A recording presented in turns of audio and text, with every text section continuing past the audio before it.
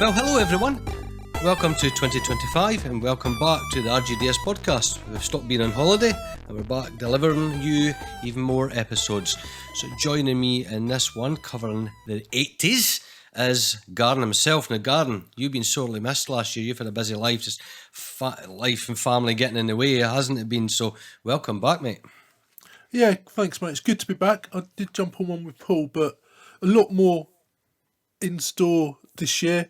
A lot of the ones I wanted to do last year, a lot of the shows I wanted to do last year, we'll do this year. It's great to have Alistair on board. I mean, his Galloping Ghost show was fantastic. I know him and Paul are beavering away in the background.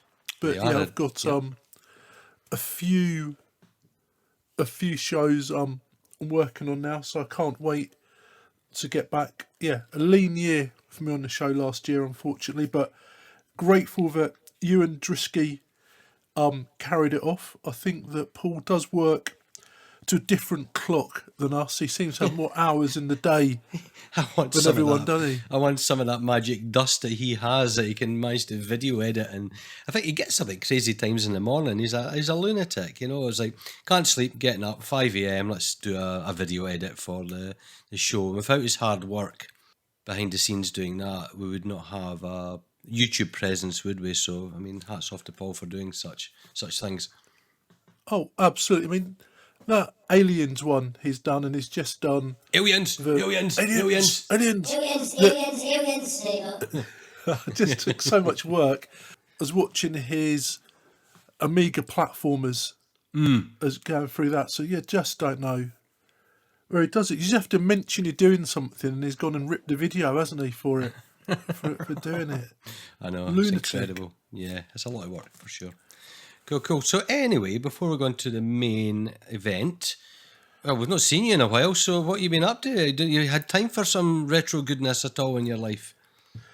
Oh, well, nowhere near as much as I'd want. Like I joked on the last show I did, I went to put the headphones on and the ear cushions had kind of perished, so I had to... It was honestly that bad. So I've got some new headphones, but yeah, no, not much. I mean, there's a few disappointments retro-wise. I turned my arcade cabs on, and they've both kind of encountered a few problems. The Dodon Patchy, I think it's the PCB. It's coming in kind of a big metal box. Right. Might need to be looked at. And the other one around R-Type has got a bit of artifact, and so I'll change the boards round. And that's on me for not booting them up enough. I mean, and I'm touching one now, so that's my fault. I played a little bit more recently, so all have I played for it? Just played the Sega Mega Drive Mini, and I'm just flicking through games on there, like Golden Axe, Sonic 2, enjoying that. I've got a Steam Deck, which is another ornament in the house, but I've been playing an indie game on there that's got a retro feel to it, a platformer called The Messenger. Good game. Yeah, good game. Yeah, so I didn't know anything about it and stumbled across it. Like everyone, we see something in the sale on Steam and like we buy it. Everyone's Golf. Well, that's not that retro. It is. I mean, I played the crap out of that on the PS1. It's one of my most favourite golfing games, to be honest. I always go back to it, and yeah, just sort of a bit of a playlist throughout the year. Really looking at what I'm going to play this year. So there's a lot to look at. And I'm still playing Mario Golf on like the Game Boy Advance. There's a lot of game there, and I'm enjoying it. So as the year goes on, I'll be getting more and more into just playing more and more of the games, mate. Just kind of getting the list ready for retirement in 3 years of like what I'll do. Everyone says, if you retire, you'll be bored. And I look at the shelves and think, nah, I don't think so. Yeah, I know. You're never that bored. It's just time. You're bored of not having the right amount of time to dedicate to your hobbies. That's half the trouble. Work gets in the way, life gets in the way. I'm never complaining about doing podcasts because that allows me to game and forces me to play games that I would sometimes only give maybe a 5-minute nostalgia trip to and not really getting it. You know, the most nostalgic, good example of nostalgia like that for me is everybody's very nostalgic about, say, the first level on many games. So think the Central Cavern on Manic Miner. But if you play these games a little bit longer and get further and further, the nostalgia is still there, but it's more, deeper gaming because you're away from that initial glaze, if you want, of the game you're particularly playing. I could say that for any of your favourite go-to ones that you need a quick minute, even 5 minute fix. Is just play that, bit longer, bit more dedicated to it, and get really deeply into something, and you find it more highly rewarding, I think. Oh yeah, you do get loads more out of it. And I know, again, it is quite retro. I just started to play XCOM again on it's good because it's on the iPad. Yeah. And again, once you start to get over those first few missions and the first base, and the missions get harder and you have to do more thought and more strategy, it becomes a lot more fun and involved. Yeah, I should really like it, but I never evolved to on turn-based strategy games, which I more prefer. I prefer turn-based. I don't really like real-time strategies. A few I like, but predominantly I'll go for RGDS, turn-based strategy, sorry. But ever since, Rebel Star and the sort of 8-bit Gollop games, I never really bothered about them beyond that, because they gave me that kind of... It's a bit... To me, I always say it about the fighting games where I didn't really evolve after the IK Plus, perhaps, or something, because they just felt, well, I've kind of done that thing now. They've not really evolved, and I know they have. I'm just being arsey about it. It's the same with the strategy games, and of course they're more deeply involved, but maybe that's half the problem. They're far too much involved now that you need an hour tutorial just to learn how to play it rather than delve deeply into it, and that I find off-putting because time is quite precious in that way. Oh, I totally agree. I think there's a sweet spot in a lot of the strategy and sim games around probably the bullfrog games, like the theme games. I had that bit of arcadey and didn't take too long. After that, so there are big investments in time now. Mm-hmm. I know. Big time burglars that way, but you were always that with your World of Warcraft, weren't you? That was your main go-to one if you wanted to dedicate and devote some serious time to a game. Oh, absolutely. I've had people message me this week saying, you haven't been on this year. You haven't been on, what are you going to do? And it's a bit like, I've taken a break. It's that bit of, played it for 20 years. I'm going to dabble in it a bit this year, but there's a time to kind of duck out and duck back in the seasons of it. Because if not, I think it becomes a bit of a chore at times. As much as I love it and I'm very familiar with it, where I started playing it, I think, like we said a bit on the Discord, I played it with friends, with a guild, that social aspect of it. I kind of play it alone now, and I'm thinking there's never no end goal, it's not as rewarding as it was. Whatever gear I get, whatever item levels I get, I know in 6 months there'll be new gear with higher item levels. So, yeah, I don't find the journey as fun as I used to. Okay. If that makes any sense. Yeah, absolutely. Yeah. So any other types of retro things you've been doing? You been going to any gaming fairs, anything like that, or any on the cards? No, I was going to go and see Craig down at Retro Realm, where Paul's been a few times. I was chatting to Craig just before this call really about my arcade machines. If he could think of anyone up this way, he could repair them. I've just had a look in my diary. I've got the London Gaming Market to go to in March, so I'll do that. Been watching a lot of the YouTubers. There's been a few get-togethers, but I haven't been to those. Have you been up to much recently on the? I know recently you've been podcasting much. Have you been much in the last couple of weeks? Well, it's been nice just to have the downtime before we decided to shake the dust off and start recording again. So I was chatting away to one of our friends, Alan Stewart. I'll just give him a little shout out. Hi, Alan. And he had reached out to me, and I got to know Alan through the Edinburgh Retro Games meetup that Alan and I occasionally went to. I've just not found the time to return to it because rush hour traffic makes it a nightmare travelling from leaving St Andrews to get all the way to Edinburgh. It's just takes a good hour and a half, and you're just fed up driving by that point. It's just so I need to get back to it at some point because it was a good meetup. But anyway, he's one of the guys that brings his retro stuff along there too. He's got his own podcast out called Nice and Nasty Gaming Podcast.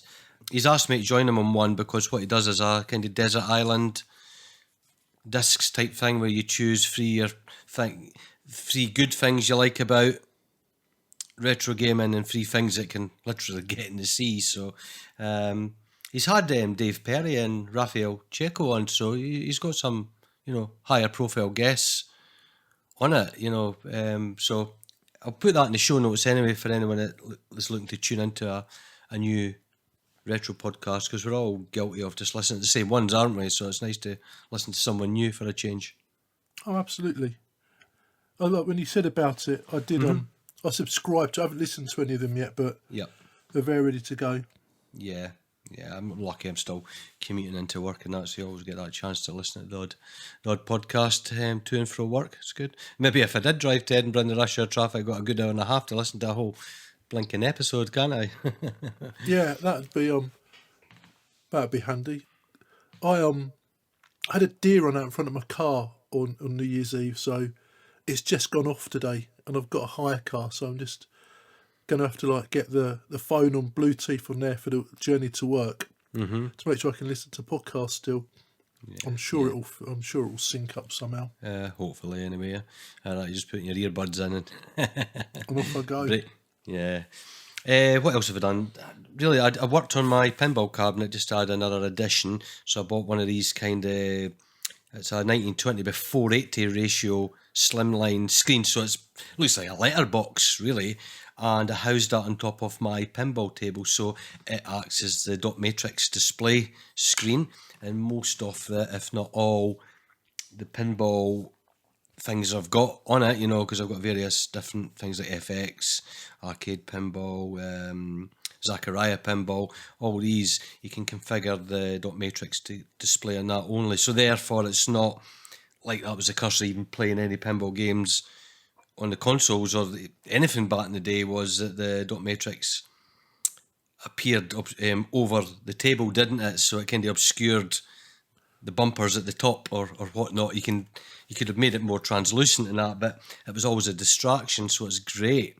It really works. I was really impressed. And I bought the screen from AliExpress for £27, so it was not breaking the bank, and it arrived a week later, and it just runs off USB. It's got a micro HDMI input, so it's discrete leads going into the side of it. That's now attached, and it does what it says on the tin, and although I still love and play it a lot, I'm really excited about going into play, just to capture another element of a pinball table that normally you wouldn't get at home when you're playing pinball. That's where you really want to play the real deal. When I go down to arcade club and that, I really enjoy a good go, because they've got a good selection of arcade pinball tables there, don't they? So I've just captured another thing of it that is enjoyable, that I'm getting a lot out of in the house.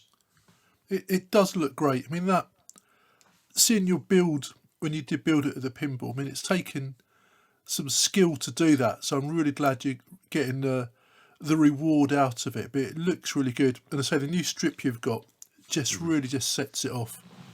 I mean, you say skill. I mean, I raked things out as a skip, right? And I cut these things up. You just measure and cut. Joinery isn't difficult.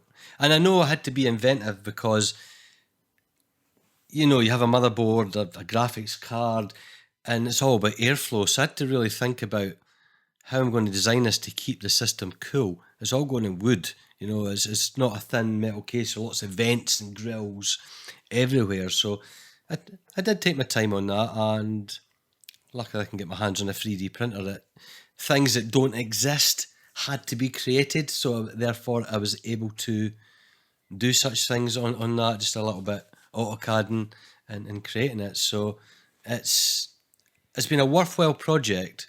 And I was asked the other day by my work colleague that now you've got an arcade cab and a pinball table, if you had to give up one, what would you throw? I hate questions like that. At the best of times, well, none, but if you had to, well, the arcade cab, as much as I adore and love, and I would hate to part with that, at least to have an arcade stick and I've got a good PC with a big monitor, and it rotates so you can get vertical mode or horizontal mode. Also, the pinball tables, is also a MAME arcade machine for vertical games only anyway, so that's been configured for that. So, in that respect, the pinball table's far more bespoke, and I can't get that just on a computer alone. Whereas MAME, if I had to, you could, if that makes sense. I mean, it does, because the video pinballs, although, some are good, like Pinball Dreams Fantasies and the one with PC Engine, it's not the experience that your pinball cab gives you. So I absolutely get that you can replicate an arcade game with the filters and our emulators elsewhere. But yeah, the tactile of the flippers and everything you've got there, I do understand that. Yeah, so, it probably is meaningless and worthless to anyone else, but to me it captures something as important in my arcade youth as much as the arcade machines themselves, simply because they were there. And from the earliest age, I recall playing things like the $6 Million Man pinball table, and it sucked me in. I loved the bright lights, the sound, the captured audio, the noise the bumpers make, everything. It was an exciting, physical, very much analog machine that was very different from going and playing, Pac-Man or Frogger or games like that. This, I was playing these at the same time when I was first introduced to pinball in the sort of late 70s, early 80s, so yeah, it was important for me to get one. I've been wanting one for so long that, I wouldn't, as great as it would be to have a real one, you're on about your cabinets failing and that. Imagine, see when we were down at like Nerg, and you see there because of the heat, the pinball tables were failing, and then they flipped the lid inside, and the leads and the wires to all the bloody bulbs.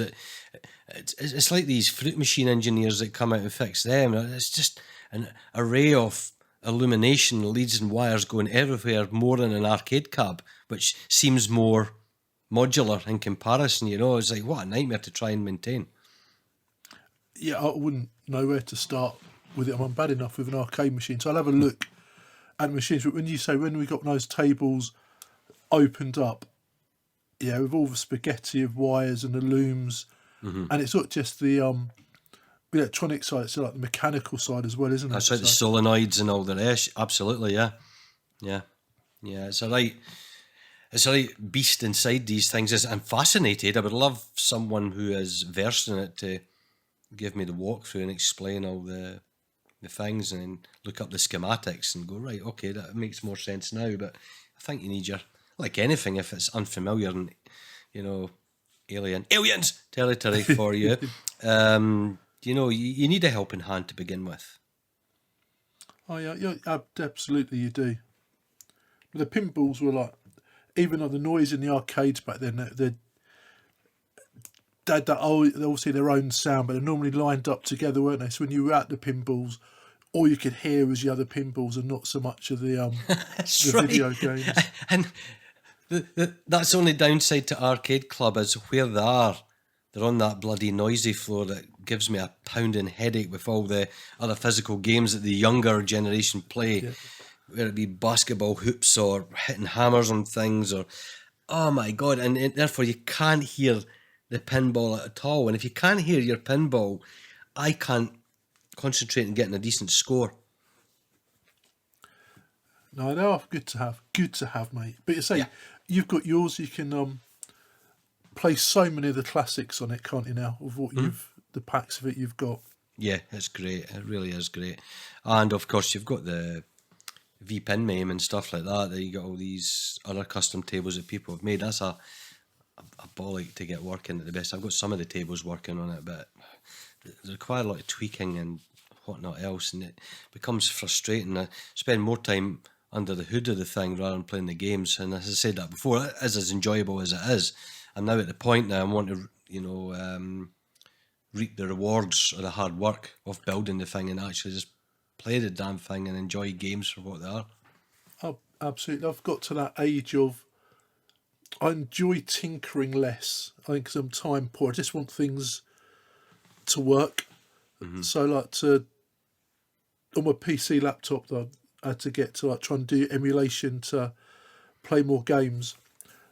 I looked at a few videos and I bought from like that AliExpress a hard drive of one of the retro like compilations, everything. Anyway, it's a large one.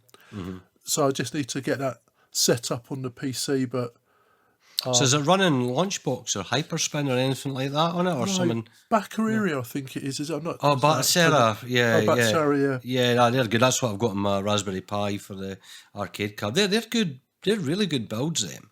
I mean, you download them from Arcade Punks, and you can just image any hard drive from them anyway. But they're incredibly filled, but at the same time, you can easily access through if it's on the Raspberry Pi, it's on the network, so you sideload the games onto it. But if it's a Windows PC one, you can just, add more games on, the games that you find missing, but at least it's a start when you have that. Yeah, and I think it will help. I use, obviously everyone knows I use a Mac.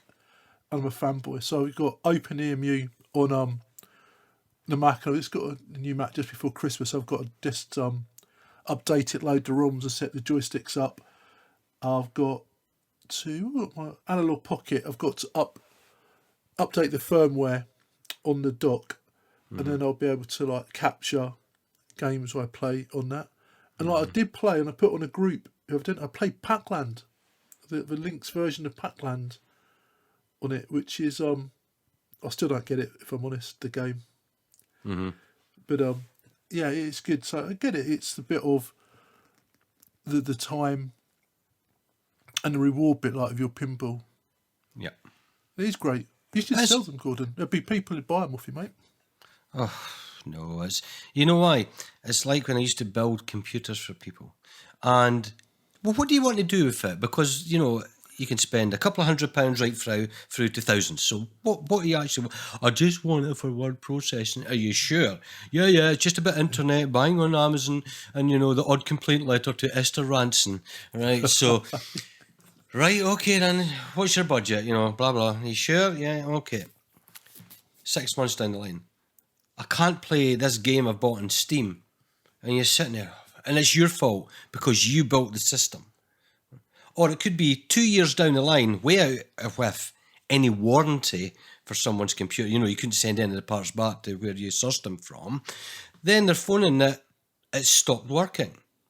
It's like, right, what do you want me to do? Well, you built it for me, right, but it doesn't come with an extended warranty, I've done it at mates rates, you got it for next to F all, so, but it's still always your fault. And you go to it, I had one that they were heavy smokers and had lots of cats, right? So this thing, I opened it up, they'd never hoovered it, and because of the sticky tar from smoking, it was completely tarred and feathered with the stickiness resin and cat hair all inside, which then set my freaking allergies off because I'm really badly allergic to cats. Fucking hate cats, right? And honestly, I was like, what am I supposed to do this? So I'm meant to clean this for you being a mank. It's as simple as that. You tinky, dirty mank that can't clean your own house, and this, because that's what a computer is. It's like a massive air filter that sucks everything in. And now you've got these fancy gauzes on the front of them that help capture all the, dust and whatnot flying around your room. But back in the sort of early to mid 2000s builds, they weren't like that. So it just sucked everything in. And if you weren't, they would have it on the carpet, whatnot else, and it just becomes your problem. And that's why I don't want to do that kind of thing, Garron, because you don't then get peace. You continually get, I want this game on, how do I do this now?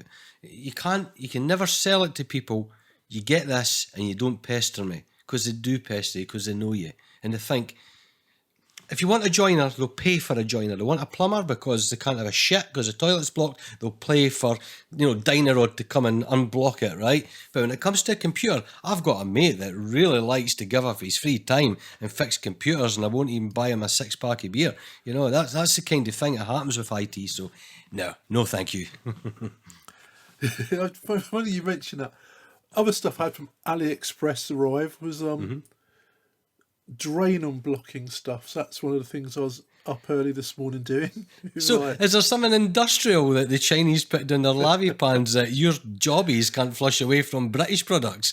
I don't know, yes, I had the some suction pumps. Right. And that, but yeah, just remind me, what my morning consisted of, mate. Brilliant. Right, shall we move on, because we've got quite a lot to speak about in the episode. Let's move on, mate.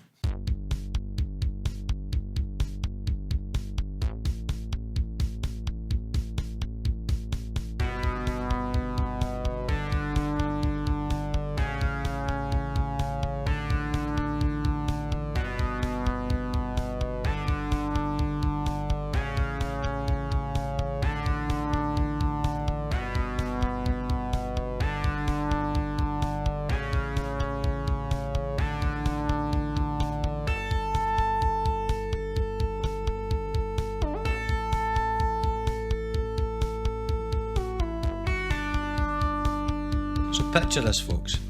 It's the late 70s in the UK. The country feels, well, it's a bit worn out, really, isn't it? Strikes dominate the headlines. The economy's in complete and utter doldrums, to be honest. There's that sense that this post-war consensus, the ideals of community, nationalised industries and the welfare state is kind of starting to creak under its own weight.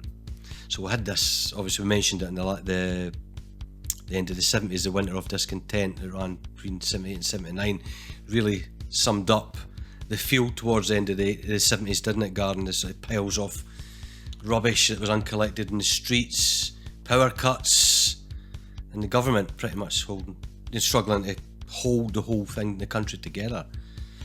So it was said at that time that Britain was the sick man of Europe. But then the 80s come and it's going to cure it all. Not quite, but like a smack in the face, Margaret Thatcher sweeps into power in 79, and she is armed with a completely and utterly radically different vision for Britain. So what is her philosophy? Well, it's out with state control and in with the free markets. It's more of a transformation rather than an ideological shift. She all set about privatising industries, selling off council houses. People started getting council houses for long-term tenancy, quite cheaply. The markets were deregulated, arguing that individuals, not the state, should shape their own futures. For some, they will say this was a breath of fresh air, so home ownership, as we say, that soared. Entrepreneurship boomed. New industries like tech and finance emerged and took centre stage. This also is an era where bedroom coders and small-time inventors turned Britain into a surprising tech hotspot, really. So think of, Clive Sinclair, prime example of that, starting from, like his usual cliche of starting off in a garage and building your industry from it. Then you had Amstrad with Alan Sugar. They laid the groundworks, these people at this stage, for the UK video games industry, which obviously we are here today speaking predominantly about 80s gaming, 90s gaming, which we enjoyed.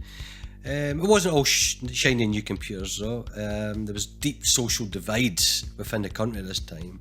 The traditional industry like coal mining and steel kind of manufacturing, which were the bread and butter of the country, were decimated. Whole communities, especially in the north of England, Scotland and Wales, I would say, faced unemployment and really bad poverty as Thatcher's government focused on this modernisation of the economy. Riots broke out in cities. It was famous places like Brixton and that was fueled by the economic despair and even racial tensions happening in the place as well. There was lots of things going on. So by the time the 80s hit their stride, Britain feels a bit like two nations. On one side, you've got the so-called yuppies in their flashy suits, riding the waves of deregulation in the city of London. That's quite a stereotype we can imagine from that time. on the other, you've got the working class families who feel they've been left behind and their livelihoods destroyed in this pursuit of modernisation. So, take it or leave it what you want. One thing's the truth, there was a big shift from the 70s to boom and bust thing that we had, and the 80s was a bit more of a roller coaster. It wasn't just about economics, so I think Britain's culture changed, its identity changed at this point. It was a painful reckoning, but it's debatable whether how it was done should have been done, but you know, we certainly lived through a real evolution and a revolution at the time, I think, Garron. Lots of changes from what we saw in the 70s, and over that decade it really evolved. I mean, we've went from, for me, I was primary school in the early 80s, then on to high school, and by the end of it I'm moving into a job, so that kind of, you know, evolution for me happened at that pace. So my mindset changed, you saw a lot of things happening, but a lot of good things came out of it as well. But I mean, I don't know if you would agree with my little take on it there. I mean, anything else you'd like to add to this period? No, I mean, absolutely. When you look at it, it was very polarised within the regions that you've just said. Mm-hmm. I think that South kind of prospered. I think where we had the miners' strikes up north, the shipyards went, I think, some great regions, and we lost a lot of workforce. And then we helped, when, as we went through the 80s, I suppose it's some stretches into the 90s, of Eastern car manufacturers came in, didn't they, to some of the areas. Yeah. But in some of them, the legacies go back to some of the decisions made in the 80s, especially like privatisation, you know, things like Raw Mail. That's kind of on its knees still at the moment. Yeah. The railways. I mean, I think we probably, and again, we're getting too political with it. The railways are far behind many other countries at the moment, because they all got sold off, didn't they, to different franchises, and some are far better than the others. I think the riots, I mean, like you said, like Brixton, St Paul's, wasn't there? There's a few real tinder points up and down the country. There's nowhere I lived, it was kind of the 80s saw kind of the end of a national front, and kind of at the time, kind of the far right, although things transition. But yeah, there was the cultural shift. I mean, I did a paper round for 4 or 5 years in the 80s, so I thought I was quite well read for my age, because you used to read all yes. all the front pages, so I could hold a conversation, and anything that was on the front pages, kind of from the Times all the way to like Sam Fox's on page 3, where there was always pages used to fall open at that, funnily enough, to have a look at. But I went from the 80s, I went from 12 to 22. So I went from secondary school into work, and I was a homeowner by the end of the 80s, so different perspectives at times.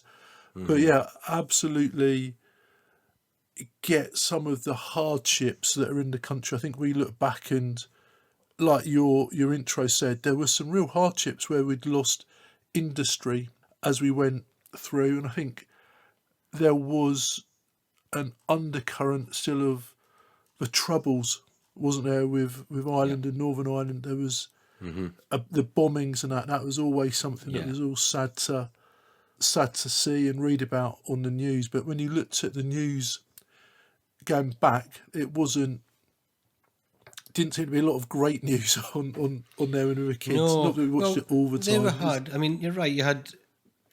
I mean, it did. You were scared. I mean, even if they mentioned it in John Craven's news round, and you got more concise.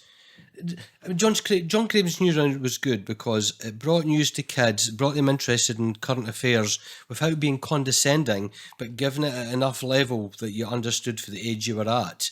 So therefore, you had reports on IRA bombings, which terrified me. You know, you were convinced then when you were visiting somewhere like a train station or whatever, you know, is it going to happen? Because your young mind wasn't really designed to take the weight of the world on it, but it kind of created these anxieties. You were convinced it was going to happen to you. That's what as a kid thinks.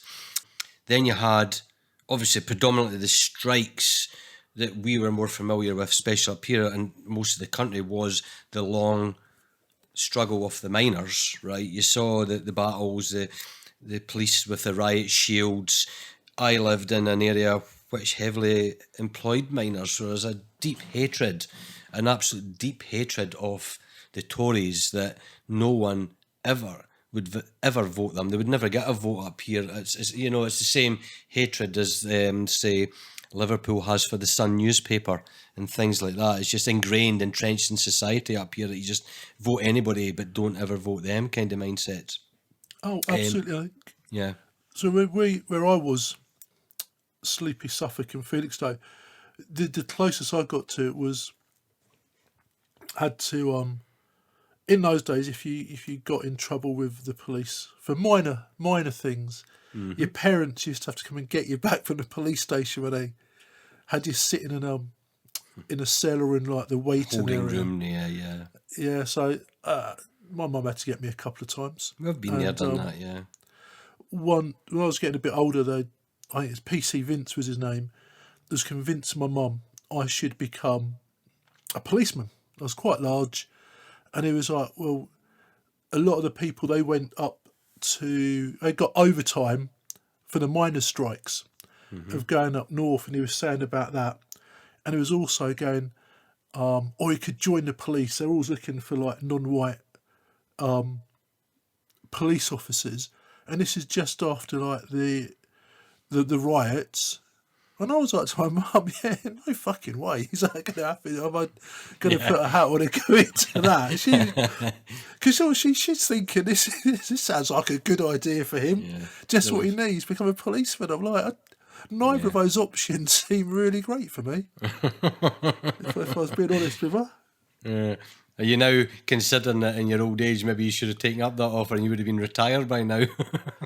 Yeah, no, we said about like the working at 41 years with the same company this year. So yeah, it's yeah, indeed.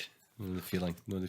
No, I'd been so unlucky, mate. I'd have been one of those and clumsy. I'd have been one of those policemen who would have got I'd have got trampled by a mounted policeman or something like that. I'd have been, yeah. Friendly fire by a horse. Yeah. Yeah. Another one, I suppose, that was predominant in the early 80s was the Falklands War as well, you know. Yeah. I did see, though, I mean, obviously the most, not famous, it's a wrong word to use, but most familiar person, ambassador for against I suppose now, the horrors of war and that, was Simon Weston, yeah? But did you see he won the lottery the other day? No? Yeah, but he couldn't claim the money because he burnt his coupon. Anyway, right, move on. Oh dear. Yeah, but the Falklands War, that was something I was convinced as a kid it was going to escalate into an all-out world war again, you know, because you know, as these things do. I mean, you were taught your history in school a bit, and you know, it's like, well, you've been taught the First World War, the Second World War, and now here we go. Here's another war breaking out. It's like, oh my God, it's but you know, and very much directly involved in the UK sending all its armed forces and such out to that small island off the coast of Argentina, you know, and it's like, wow, I hadn't even heard of it before or anything, you know. That's the thing, it comes under your radar just by current affairs, and it's like, wow, never heard of there. First thing, we have an area called Falkland Estate, and there's the Falkland Hills, just, you know, locally to us.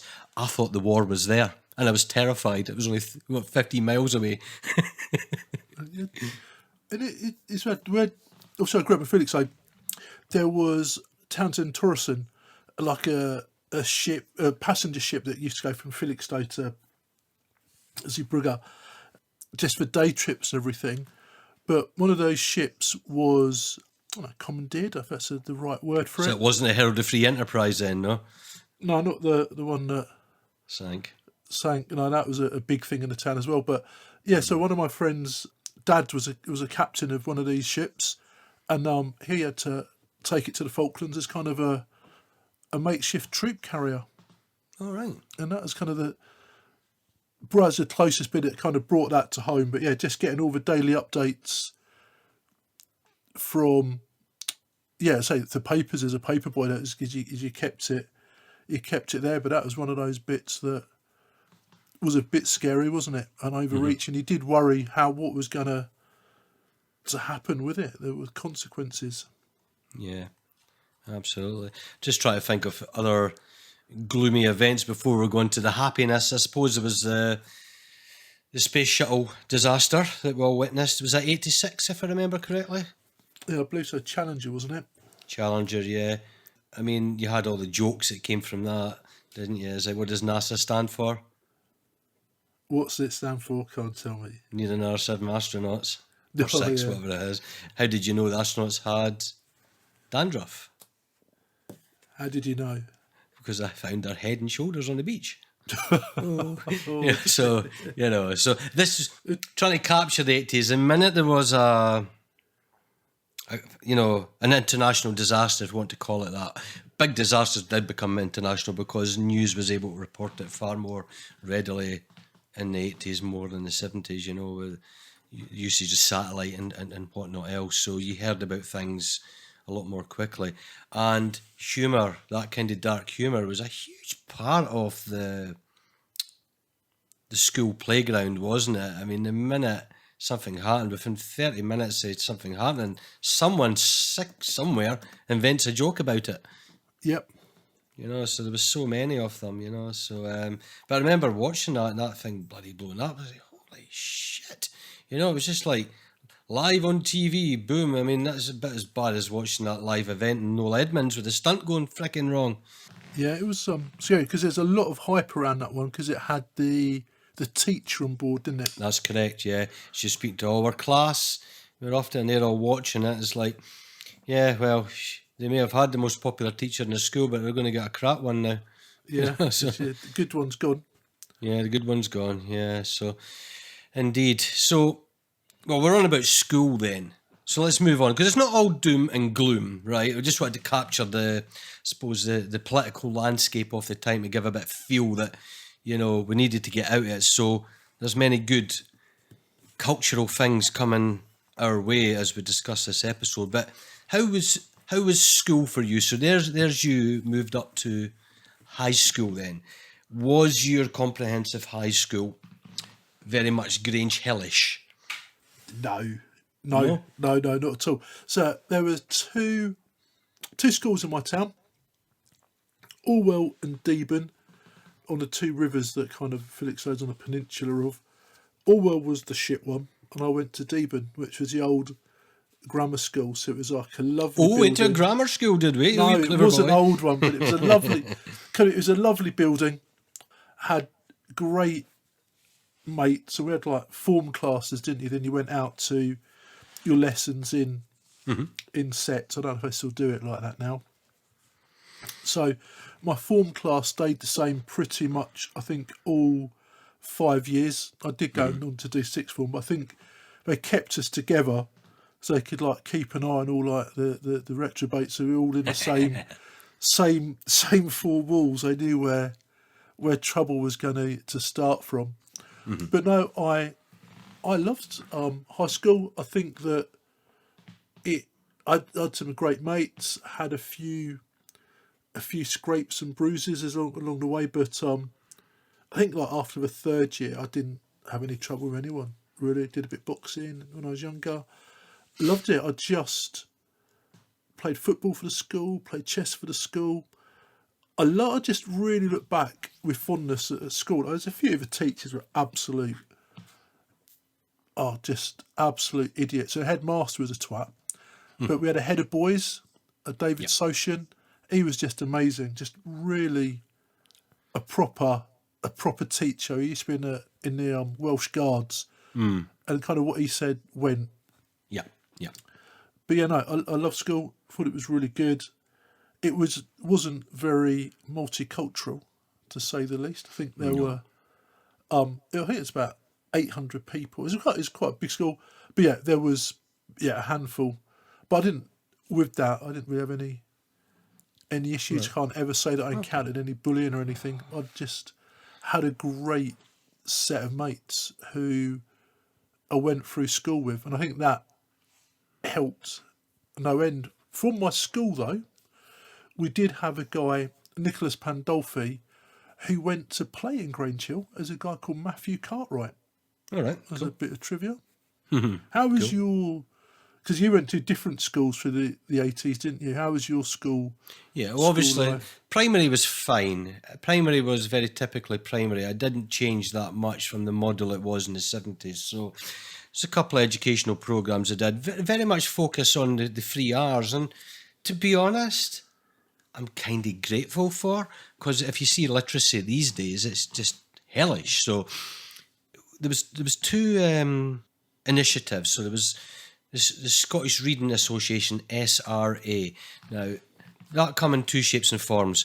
One was a big box of coloured cards. They were the coloured they were sectioned off in different colours. Went from brown up to gold, right? And that was levels of achievement. So you started in brown, sentences were short, words weren't complex, the font was larger, as you got more confident, because it was all about reading the passage, and you had 20 questions. I wouldn't be 20, that would be too much for a kid of prime. Probably 10 questions on the passage you read, right? So it got you reading, got you interpreting it, got you understanding information it gave you. It's not like, in what way does the author try to convey the solitary attitude of the main character? It's not like that, that's a bit high school bollocks, that. But it got you reading, and it got you understanding what you're reading and asking questions on it. But it was a good insult. You would go to... You would just call them by the colour. Well, you're just on brown, or whatever. That was it. Or that's how you insult their parents. Hey, your mum only achieved brown, or whatever. But you felt chuffed when you got up to the sort of more posher colours. But then only the extremely clever kids done the metallic colours of the bronze, silver, and gold.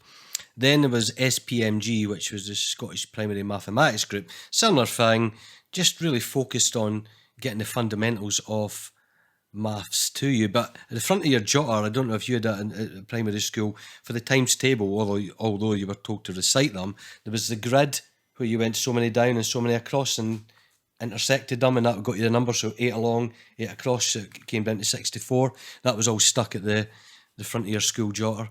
So yeah, high school was a different thing altogether. High school was tough. High school was very rough.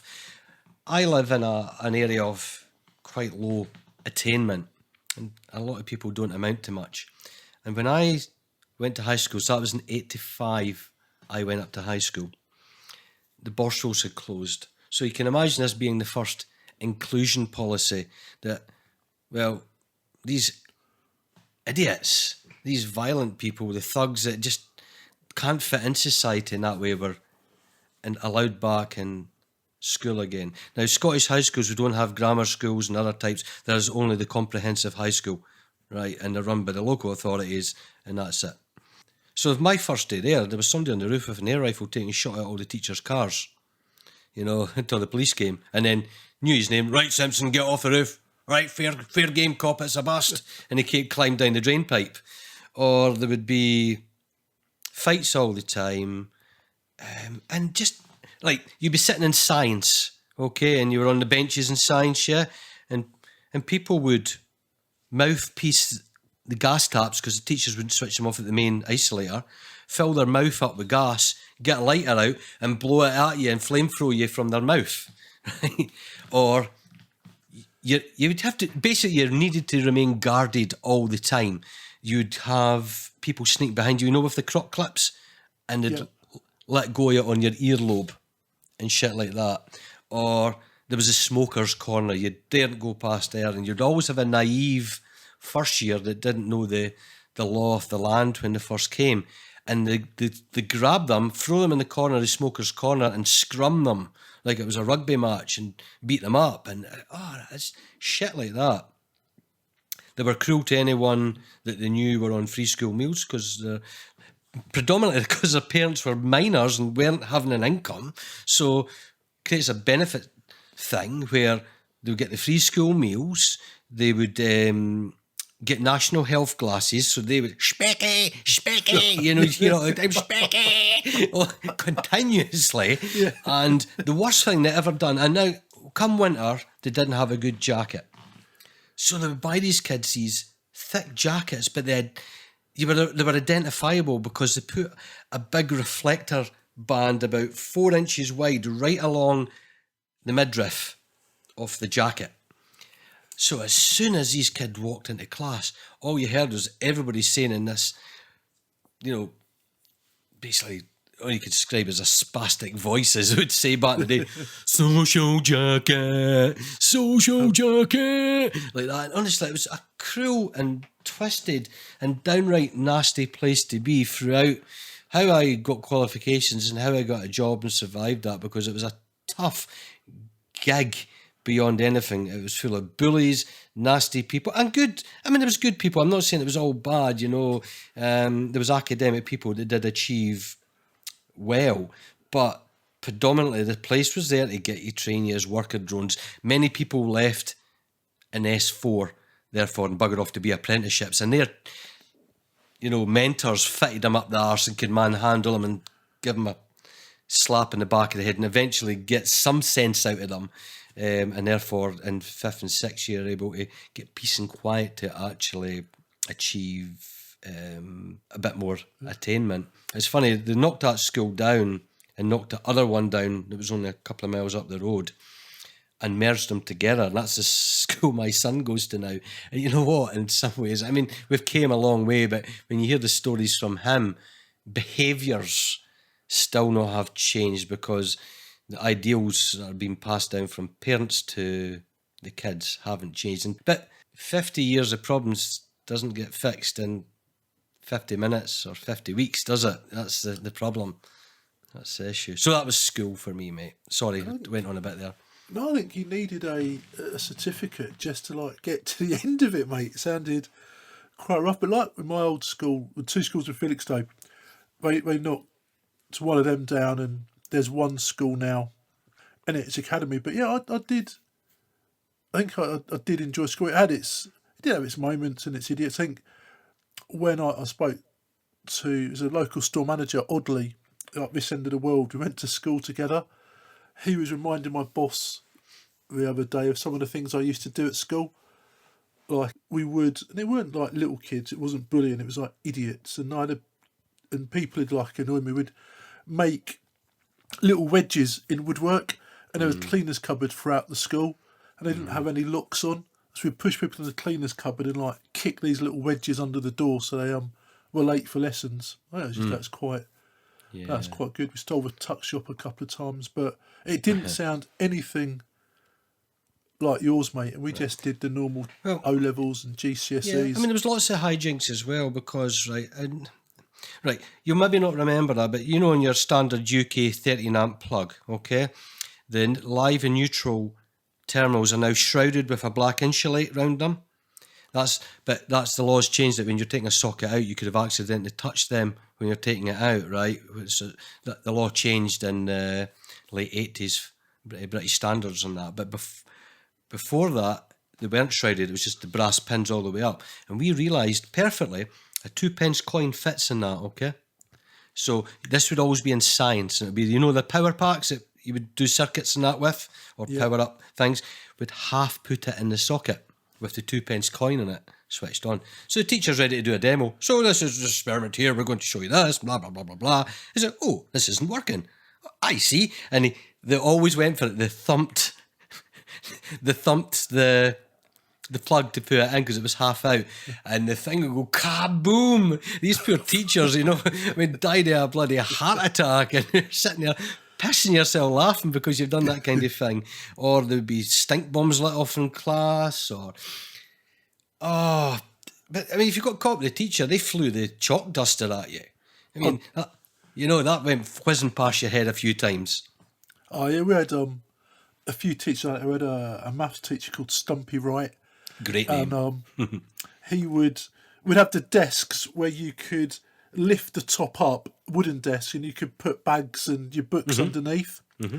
And when he had his back to the class writing on a blackboard, would just bang the desks. Not too loud, but when you've got like 10, 15 lads bang the desk, and he'd just turn around and throw the board rubber.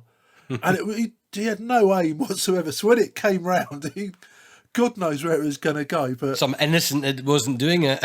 Yeah, he could get hit. We remember once in the form room, a pane of glass got broken, and the windows had like lots of panes of glass, and they put a new pane of glass in, and we kept taking a putty out. Yeah, exactly. Used to always take the putty out. Yeah, put the glass on the teacher's desk with this big ball of putty, and it went on for a few days, and then the head of boys marched in with a cane in his hand, and he just pointed at about 7 of us. He goes, "I know it's one of you," and he just caned the register, that register they had, they'd like check you in for morning and afternoon, and it was a bit like, the next time that glass comes out, he goes, "I don't care which one of you it was, you're all going to get the cane." So yeah, we decided to leave it there after that. Yeah. What was the other one we used to do it? So you would occupy if you had a group of A's, you get everyone to occupy the urinals that forced someone to use a chosen cubicle that you wanted them to pee in, right? This is always done at lunchtime. So you stole cling film from home economics, right? Because this is the point where the boys did both. You done 6 months of techie and 6 months of home economics. And you taut the cling film over the toilet very tightly, and then put the seat down. Now, boys in school toilets piss over the seats, don't they? They don't care about, you're not touching that. I just leave the seat down, piss over it. So they wouldn't see the cling film there, and it's so taut tight. So because all the other loos are occupied, they go for a piss in that one, and of course and it goes all over their trousers and all that. That was always a laugh, doing stuff like that. Or we used to, the red ribbon off caps for your gun. Yeah. You would get. They were great in home economics because we hated being taught how to cook. It's like just a few years earlier, and you knew you wouldn't have needed to do this educationally. But now, if girls had to do tech, and they probably hated that at the time. I have to work with metalwork and so forth. So we would throw these things in the oven and bang, bang, bang, bang, bang, and just chaos ensued. It was something else. It was a wild west. That's what I'm trying to portray here. And it really was. Some really great inspirational teachers that just controlled their classes. Others that there was one woman, Mrs. Reed, and they just decided her name was Beryl Reed then, from the actress, And for the entirety, for 2 years in that class, 2 years doing geography in that class with her, all you heard all lesson long was Beryl. Who said that? Somebody else would go, Beryl, Beryl, Beryl, Beryl. That was it. That's all I knew about geography. Right? What is the capital of Paris? What is the capital of France? Beryl. It was real tough gig, that one. So yeah, I survived. You did well, mate. I've new admiration for you now.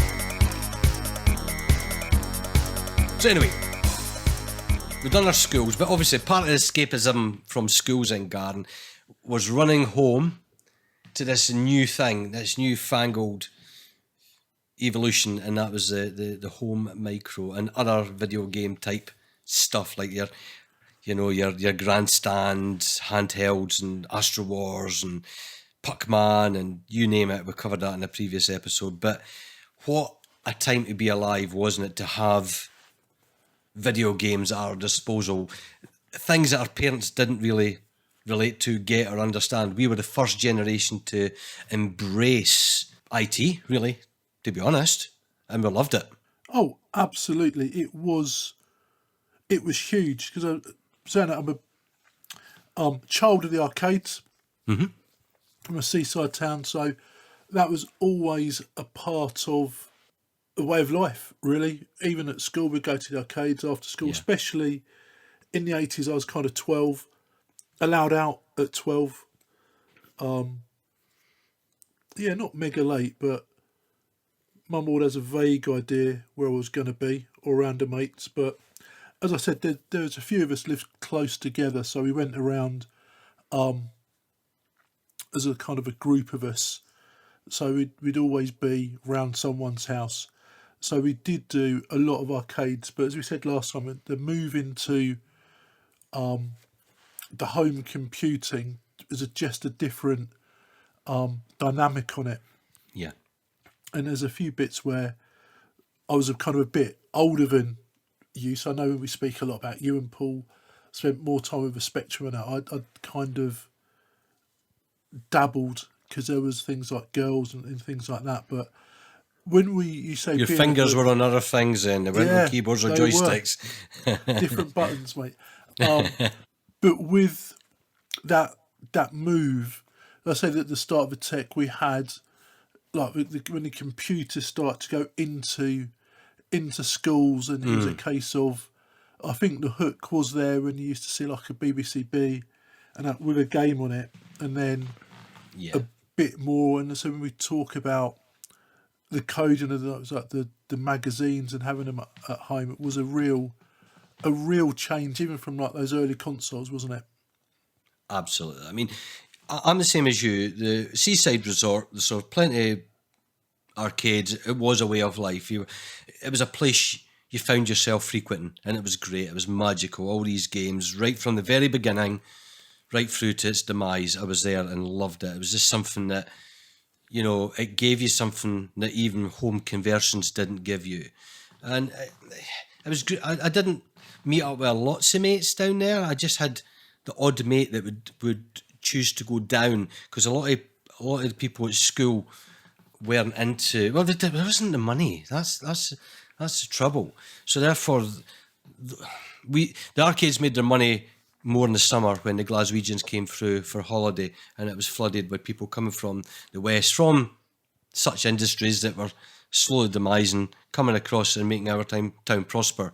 And it was great, and it was buzzing, and sometimes you made a holiday friend, and I'll meet tomorrow and we'll have a competition in that game, and that slowly demised. So there was only a handful of guys that enjoyed the arcades. They saw a lot of their parents instilled in them that was a profound waste of money, whereas my parents equally thought that, but I thought they were full of shit. So I loved it. Then came the 8-bit computers to start off with. So the Spectrums, the Commodores, the Amstrads, the Icon Electrons, the BBC Micros, you name it. These were the computers of the time, and we all equally had them, and you went round to mates' houses and played their games, either their systems or the same systems as you had, tape swapping, piracy, you name it. There was a subculture created from it where you actually started to make proper friends via common interest. This was the first thing for me that brought people together. I didn't like football, I wasn't into sports, so that wasn't a thing for me. I didn't make friends through that. So this was my connection thing with people, that you didn't feel as dorky and as much an outcast. Although, in saying that, I think anyone would probably agree that you weren't the cool kid when you were trying to, you had a crush on a girl and whatnot in the 80s. That was the last thing you kind of wanted to expose to her. Sorry, I kind of worded that a bit wrong there. You know what I mean? You didn't want to show that side of you, that you were into computer games.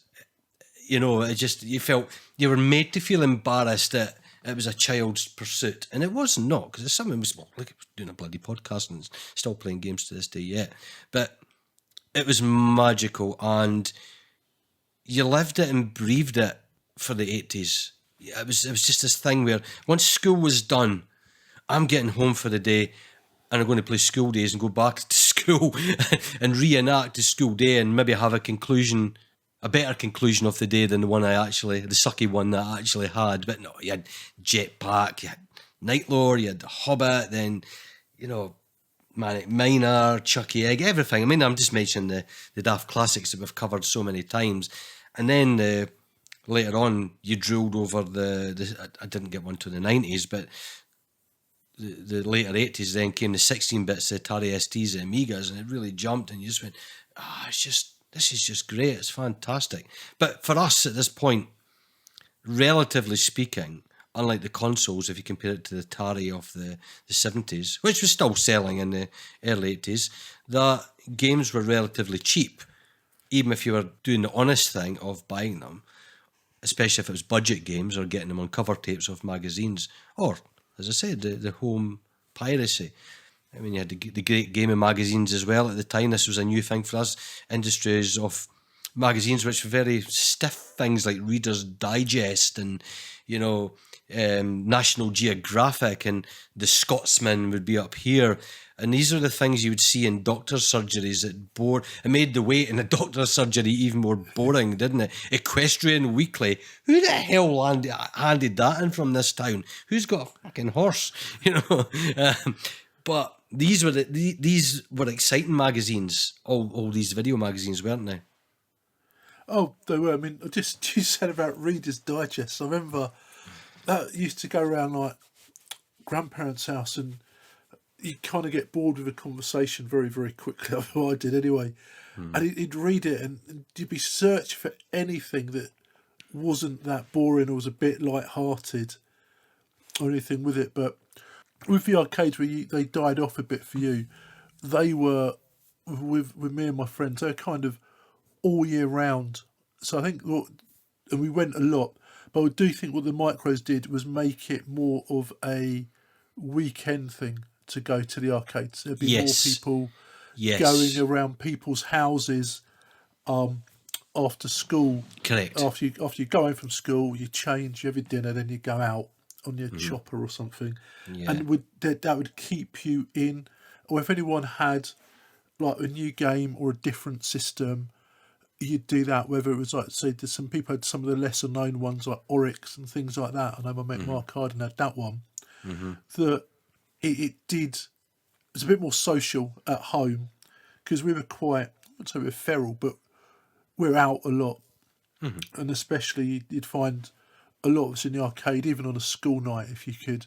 Say you're going around your mate Chris's and you'd all leg it down to the arcades. You're absolutely right there. I would later on in the 80s, it would be a Friday night thing for me and my mate Callum, but prior to that, it was always a Saturday morning thing. That I just loved it, and they weren't quite as busy in the morning as they were in the afternoon, so you tended to get on the machines. But hanging around there when you're right, when you were just that bit older. So once you're in high school, you were allowed to do what you wanted on a Saturday. You weren't dragged shopping with your mum and dad or anything.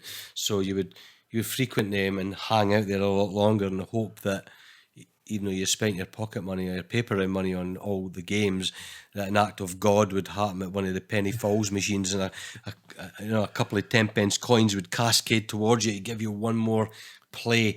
But you have to be very careful not to let the owner see you do that, because they just chuck you out and you're banned. I was banned so many times from that place, grumpy old shite that he was. But yeah, you're right. It was, you wanted it. I used to take the dog for a walk on a Sunday morning, take it to the carousel, play a bit of scramble, whatever it was at the time, walk the dog home, and just my mum had a great walk along the beach. Loved it, and then get my pocket money and go back in the afternoon. Sounds great.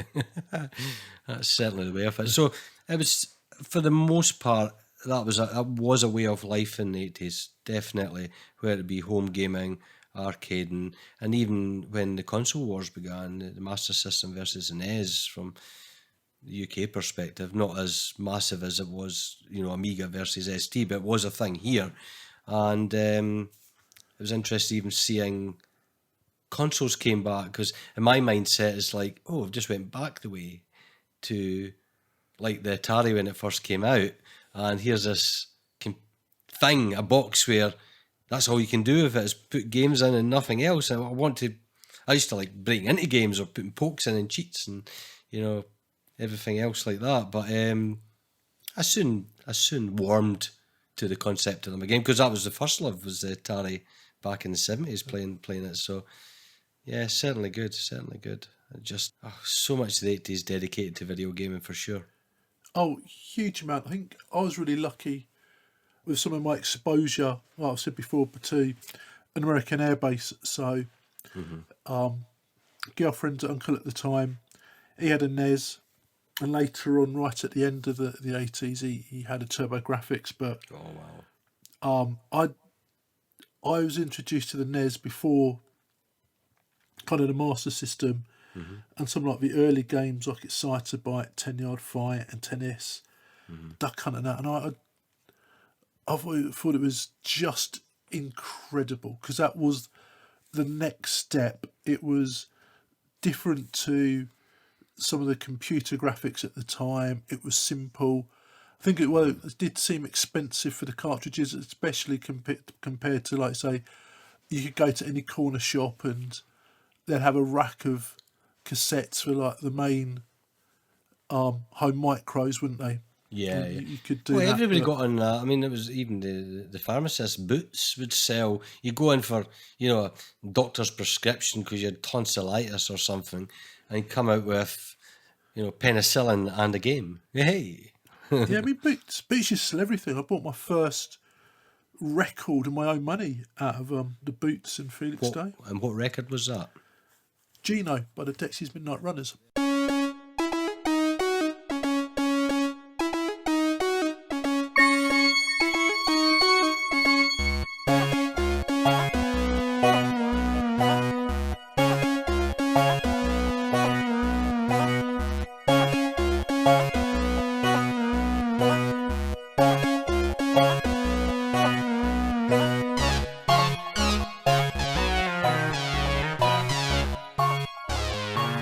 Well, moving on then to the music. Good segue, by the way, in music and pop culture then. Let's talk about music and bands of the 80s that had an impact on yourself and what you enjoyed and what you watched on Top of the Pops, when Top of the Pops still meant something, wasn't it? And you actually took note and interest off the charts. Who gives a monkeys about who's number one these days?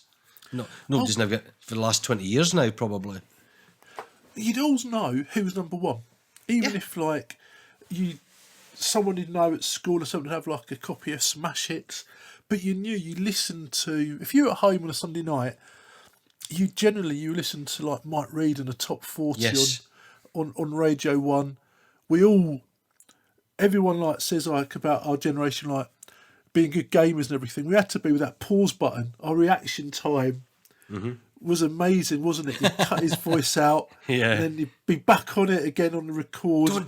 I hated when they talked over the outro of a song. That's dreadful. It's like, no. And that was the song you were really wanting to. They deliberately done that to make you go out and buy the single of it, you know. So many great bands came out, and I mean, I suppose for me, I think new wave and the synth revolution that started in the 70s but gave way to really big hitters in the 80s. I mean, imagine, for me, I mean, bands like Depeche Mode, Duran Duran, Ultravox and the Human League. I just love that 80s synth sound, especially before the American synths came in with their presets that pretty much Stock Aitken and Waterman did with their sort of, you know, 86 and onwards kind of stuff I didn't like. So this 1980 to 85, I thought it was terribly exciting for music. Loved it. Madness as well, you know, bands like that, Bad Manners. Oh, there was so many. There was a lot of turkeys in the charts as well, but you don't play them today. You seek out the ones that are highly nostalgic for you, don't you? Oh, you do, and the jukeboxes in the arcades were full of it. when I like say you'd see the videos and it transitioned, isn't it, from kind of just a bit of Top of the Pops as the only time you'd see anyone live. I think in the UK, wasn't it? Well, they weren't live, lip syncing and everything, but you didn't always know who was going to be on Top of the Pops until you watched it. And again, like you say, when they counted down the top 10, and you were like, "Is that going to be on there? Is that not?" But some of the groups you said there, absolutely, some of the solid soundtracks of the 80s. I think of those synth ones, Human League is my favourite by a long way. With that, from the album seeing- Dare, right, Oh, is fantastic from start to finish. It really is an incredible album. Love that to bits. It's one that I did have in vinyl. I don't have it, and I need to seek it. It's one I would buy again just to have on vinyl. Oh, I just loved it. It was just so good to listen to. I think it captured the time. It did, mate. Simple Minds as well. Loved them, especially the more earlier stuff. I think that's really good. Ultravox I really liked a lot. Songs like The Voice and obviously Vienna, just dum dum dum dum, just fantastic. Now, what I liked then was if you bought the 12-inch single, you always had the extended remix as well, didn't you? As well as the single version. That's the thing that's went way off the dodo now. You don't get any of that. I used to buy a lot of those versions. Yeah, when it went from 7-inch to 12-inch, you got sometimes on the B side you get a couple of tracks, wouldn't you, and not just the one. Yeah, but yeah, some really good ones, and it just different the mixes of it. But I think some of those synth bands or the bands I've got like hatred of, is Spandau Ballet, are just True and Gold are just great and have created me ever since the 80s for some reason. Well, it might just be artists that you wouldn't necessarily buy an album from, but we used to buy albums just for the sake of a single, and the rest of the album was rubbish. But I mean, imagine, but Howard Jones or something. You liked his obvious hits, right? Like What Is Love and things like that, or Thompson Twins. They didn't do lots of great stuff, but their singles bigger. You know, the high chart achievers are very much definitive of the 80s. As I say, Ray Parker Jr.'s Ghostbusters. That's very much an 80s single, that, isn't it? It's just superb. You're gonna cool. Yeah, but there's a few that really remind me, especially like say some of the movies that you saw. The soundtracks would do extremely well, wouldn't they? Like Beverly Hills Cop. Would that became huge, didn't it? Just the soundtracks from some of the key movies. Yeah, no, absolutely, and I get that. It's good. Even if you watch 48 Hours, Eddie Murphy's singing Roxanne, and in the jail saying Roxanne. It's brilliant. It's really good. And Police, and obviously the Police started in the 70s, but I loved what they did. Really, really good. Great chart stuff. Now, I did get into other bands that are less chart hitters, like Rush and Iron Maiden and whatnot else at that time. And obviously thrash metal was a thing in the 80s as well, but I suppose it wasn't as much a cultural impact in the UK in that time. I mean, yeah, you had your subcultures, I suppose. You had your New Romantics. Mods went through a renaissance again at this period. You still had the punks, and then you had your traditional goths that were more into the Cure and the Cult and, you know, Fields of the Nephilim and bands like that. But very much recognisable with their dress senses, wasn't it? Yeah, and we had those.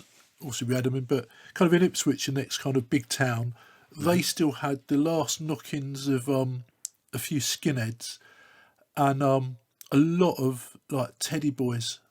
Are just you'd go to Ipswich sometimes, and outside the town hall there'd be, I don't know, 30, 40 Teds all dressed up and like rockabilly. So yeah, we had those as well. But you're right, the subcultures were huge, and you kind of identified with. You either did or you didn't, but I didn't really get the goths. But the music was what brought people together under those tags, wasn't it? I think. Yeah, it was. I mean, it was just a tag, and Yeah, I mean, yeah, the gospel. I mean, I love all the goth music of back in that time, whether it be the Mission or Susie and the Banshees as Susie well. and the People listen Banshees. to Yeah, she was more. Pim- I suppose Susie, I would probably more class as new age or whatever. But yeah, absolutely. The dress sense was there, and but they'd always wear the long trench coats and the talcum powder over the face, or dye the hair black or whatever. But I suppose it's just people try to find their identity in a world where people were all dressing differently, padded shoulders and 80s yuppies, and I mean, if you look at the photographs now of what you wore back then, it's like, oh my god. I mean, you're maybe a bit older, so you had a more say in what you were wearing. But my mother bought me stuff, and it's like, oh, for goodness sake, you know. Like you, mate, I went from having everything bought for me at CNA at one point, and then I went. I did tell you that one about CNA. At least CNA's pants, you know which way to wear them round. And we'll leave it at that. Yeah. We can work that one. Work that one out. So yeah, I mean, I went from just being everything bought for me, CNA. When I was went to up to the 5th year of school, I think went to Foster's Foster's menswear and kind of Burton's, and then went into kind of slightly more expensive clothes, spending my own money on it, and that as we went. But with music like you, I did listen to a lot of rock, and I think in heavy metal that was because of my mates' big brothers had it, and they had more money and had larger large record collections, and also had a larger say of who used a stereo in the house, because not everyone had a stereo in every room. There was kind of someone in the living room, and they'd like kind of called dibs on that. So I listened to a lot of that in the early 80s. Yeah, so many great artists. So Adam and Ants, Madness, as I said, and then you had things like Joe Dolce at number one for Sony. Face. What the matter, yo? Hey, got the no respect. I was like, the Birdie song. Oh God, yeah, you're bringing them all up now, aren't you? Yeah, it was just there's certain really, really bad ones, but we do try our best to forget them, and as long as they don't come up on. But they're always, if you play hits of the 80s or something on Spotify, it'll bloody play it, because some twisted sadist just put that on the playlist, and it's like, oh please, really, that needs to be forgotten about. Star trekking across the universe, always going forward, never no return. Was that the film? Yes, it was the film. Yeah. So, all good. Loved it. It was a good time for music, and huge. I mean, I transitioned. I say from rock, and at the end of it, I was into kind of R&B and hip hop, the early hip hop and rap. As that started to come in, I think it was the beat from the heavy metal. And I got into that. I saw a film, was it Breakdance, and there was Beat Street, and kind of embraced the culture of a street cred in Felixstowe, just like being on the streets of Harlem. That was you young hood you are, yeah. Very good. So talking about music and defining moments, in 85 saw a huge, international effort to help the Ethiopian famine. So obviously we had the Live Aid events, dual concerts, one in London and one in Philadelphia, the summer of 85. That was a huge thing. Obviously we saw the famine on the build-up to the news for this, with all the starvation in Ethiopia, and of course all the jokes came in the primary schools for that as well, Garron. Yeah, they were there. Yeah, so I bet people are going, please say them. No, we're not going to say them, that's fine. And obviously you had the Band-Aid single, which was a huge, massive selling hit as well, with all the artists of the day. Here's a question I always ask then, just as a trivial question. And I've said this as many times to a number of people on Discord, but we've got all the listeners listening here. So here's on the Band-Aid song, Do They Know It's Christmas? Who is the only artist who sings his name in the song?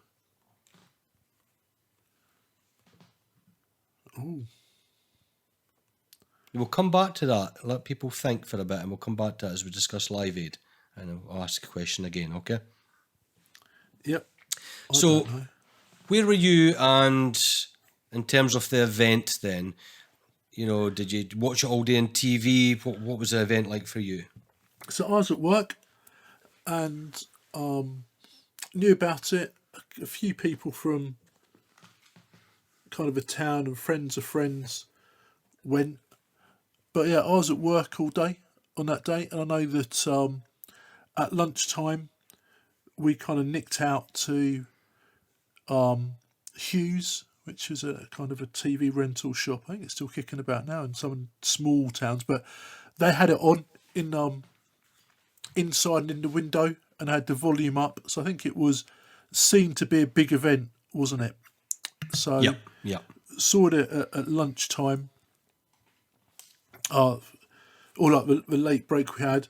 So I saw some of it there, and then it was highlights after that, and I think there was different highlights throughout kind of the weekend and on in the week after.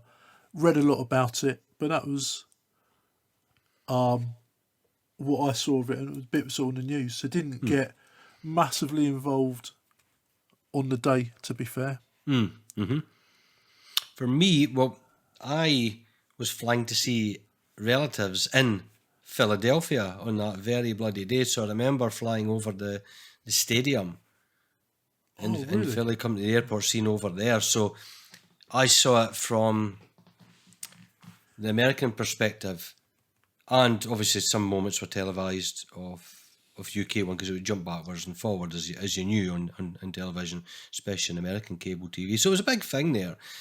So all the artists were playing there. But I think personally, even when you go back and watch it and compare the UK effort to the American one, the one in Wembley kicks arse far more.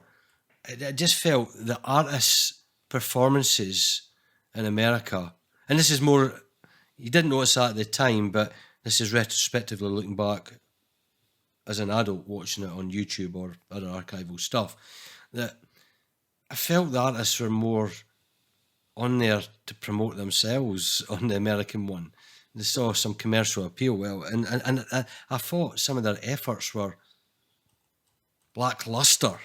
Simple Minds Try to Break America was on it. Duran were there. I just felt their performances were rubbish. Right? I don't know if it was, with the Rush concert, there was mixing desk issues, but I don't know. I just didn't. I felt it flat. Whereas, I mean, you have to go for Queen's performance in the UK, don't you? Yeah, Freddie Mercury, like the We Are the Champions band. Yeah, just they nailed it. Amazing. They nailed the performance. And there's other artists that were very good, to be honest. Yeah, again, I said Ultrafox, I thought they did good. Boomtown Rats done fine. Style Council I never really particularly liked, to be honest. I thought, what are they doing on? Didn't really enjoy them. The Who was a big thing coming on doing My Generation and Pinball Wizard and stuff like that. Elton John, can't be arsed with, never have been, never will be. He just seems to be booked for charities sometimes, that man.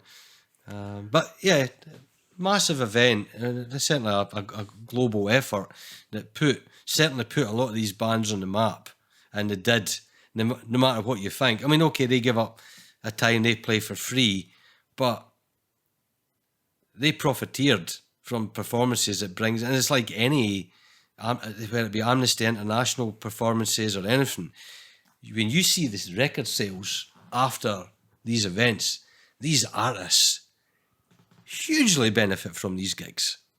It's a huge promo. Oh yeah, at a time where exposure was key, wasn't it? And I say limited as well. It was limited in prime time Saturday to get all these artists, and some of it was a bit of, they're all kind of relative, but some had a bit of a backlog of hits, weren't as relevant as some of the bigger bands. So yeah, I never really thought of it like that. Yeah, I'm old, but that's just my cynical. Didn't think that as a kid. you just thought people were doing a noble gesture, but just as a jaded old adult, you look back and, well, I wonder who reaped the rewards of those gigs. You know what I mean? It certainly didn't do Queen any harm, because they were on the verge of... I mean, they never recovered in America again after their Hot Space album, because it was all about sexuality and orgies, and then they never forgave Queen for dressing up in drag for I Want to Break Free from the Works album. You know, America could be very conservative that way back then for these kind of things, but the global domination, I mean, it re-energised Queen. They then done a kind of Magic album and done a huge, massive world tour on the back of that. Highlander movie soundtrack obviously done a big deal for them as well. It was amazing for them.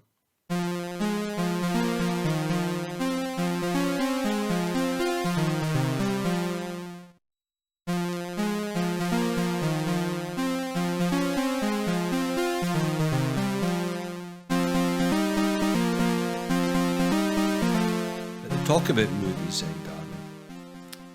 Right. I mean, come on. The 80s were the time of big Hollywood blockbusters, weren't they? This was the time of Schwarzenegger movies, Stallone movies, the Goonies. I mean, they had Goonies, Blade Runner, Ghostbusters, Top Gun, Beetlejuice, Back to the Future. It was endless. It was, yeah, it was great. I mean, there's so many movies at night. All the ones you mentioned, I think, are American based, aren't they? So there's this, I think we had this huge vision of what Americana looked like in the 80s. Yes. And it was very different to when you preface it right at the front of the show with kind of what we were going through and seeing over here, to see this very polished, idealistic America with its shiny miles in loads of the films. But yeah, you went to the cinema a lot, and some of the ones you've said there, just absolute classics. I know that things like Top Gun, I mean, that's still what some of these films now have got longevity, haven't they? Because the lots of ones you just mentioned, I could go and watch again now, and enjoy them. Yeah. Yeah, a couple that stand out to me. You haven't said, like Full Metal Jacket is one of those films I just remember so much from my youth. Oh, that's an amazing Purple movie, yeah. Rain, Porky's, yeah, a few of the raunchier ones. Porky's. Oh my God. The bit where they're peeking in the hole through the showers to the girls' showers, and the guy sticks his penis through the hole, and the head teacher's wanting a penis inspection because the identical penis had a mole on it, you know, and it's honestly the Porky's films. Lemon Popsicle, if you remember that as well. I think that was overdubbed, if I recall right. I think, was that no Israeli or something like that, if I remember for its origins. But I mean, yeah, there was massive movies, and we can't just endlessly list movies here, but we're just trying to explain this was an explosion where, one, you were allowed to freely go to the cinema ourselves or go with our mates, so you spent another part. This is where probably I didn't spend money on the amusements, because I was then going to see all these movies at the local cinema with your mates, and it was just super. I had an intermission, didn't they? So you could go and buy an ice cream and then come back and watch the other half of the film. It's too orgy for crows. It's just for me and my dog. Kia-ora, a boogie, boogie, boogie. The thing is, Bill, we had three cinemas. Okay, so you had the main one for the movie, the big movie that was just out that weekend, and then even bigger movies that were still in circulation, but the numbers were dwindling. They put them into cinemas 2 and 3. Now, the best thing about cinemas 2 and 3 was that there was a thing you were able to do to go and see the 18 certificates or the X-rated movies, was you wait till it was in cinema 2 or 3, and chances are it was a PG in the other one. So just say, what was Nightmare on Elm Street films, prime example, that was one we would go and see. And we'll wait a few weeks, even impatient, I can't wait to see the next Freddy Krueger movie, you know, Dream Warrior's going to be, and I would just imagine, what year would that be for? We'll just say it was 86 and Beetlejuice was out or something then, right? just give an bad example, whatever, you'd pay for the movie you were allowed to go and see, go downstairs because the ticket collector, the usher, took your ticket at the stairwell before you went down, not outside the door of the cinema. So then you just walk straight in and plank your arse down in the cinema. And because it was going out of circulation by that point, there was less bums and seats. It was less likely to be fully populated, so nobody questioned, wait a minute, there's more people in here than we've got seats for. So we've always got to see all the... I saw Predator, I saw Commando, you know, all the... Even when you weren't 15 and you were 13 or whatever, just try to think, Aliens, everything, every 18 certificate at the time, we snuck in. Or, even equally, if you had mates that couldn't afford to go in, you opened the fire door and let them in. Because the fire door there was through a tunnel near the toilets, so therefore it didn't flood light in the cinema and gave the game away. It looked a bit weird. You went to Lou as 1 and came out as 2. What's going on there? But I done stuff like that just to... so everyone could see the movie.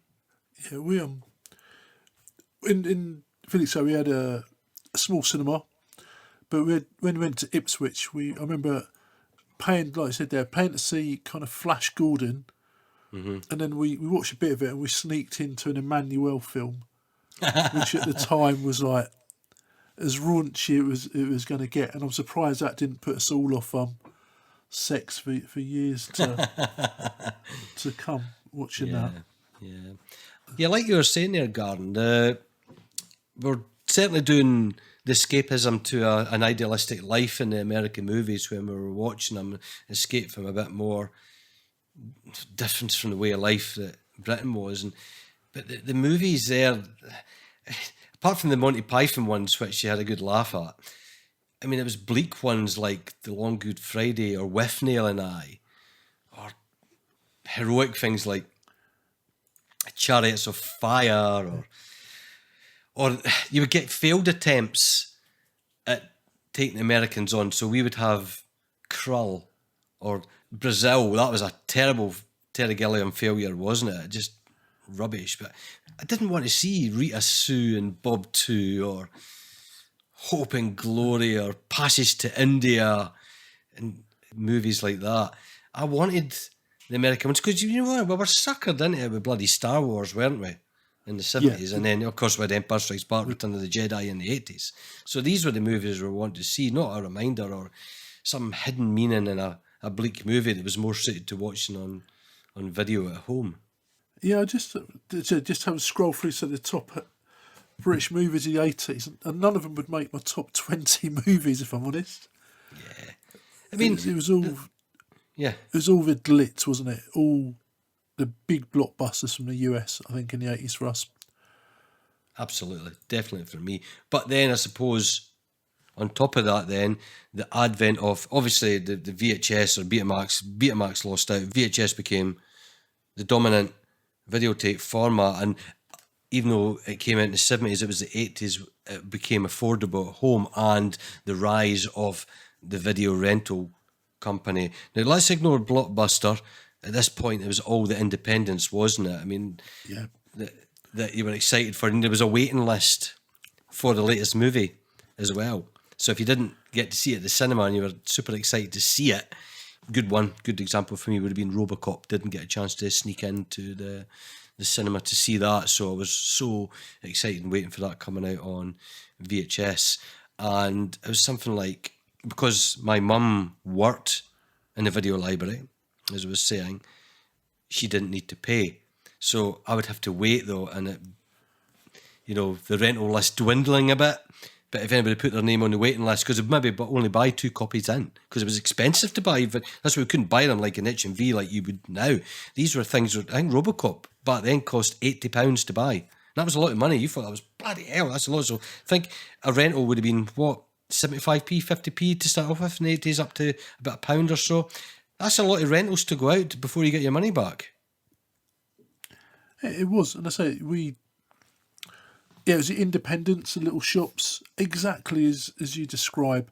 And you had to hope when a new release came, it had like a decent amount of copies. But I suppose for them it was dear as well. So Yeah, if our local one was in Felixstowe, like had like 4 or 5 copies of a new release, that was good. But after I moved up this way, there was Wolfie's, and there was, I can't remember the name of it. Went there quite a lot, but yeah, Wolfie's would have like double figures of the new releases, so that was always good. But you had to be lucky to get them in the first couple of weeks, like you say.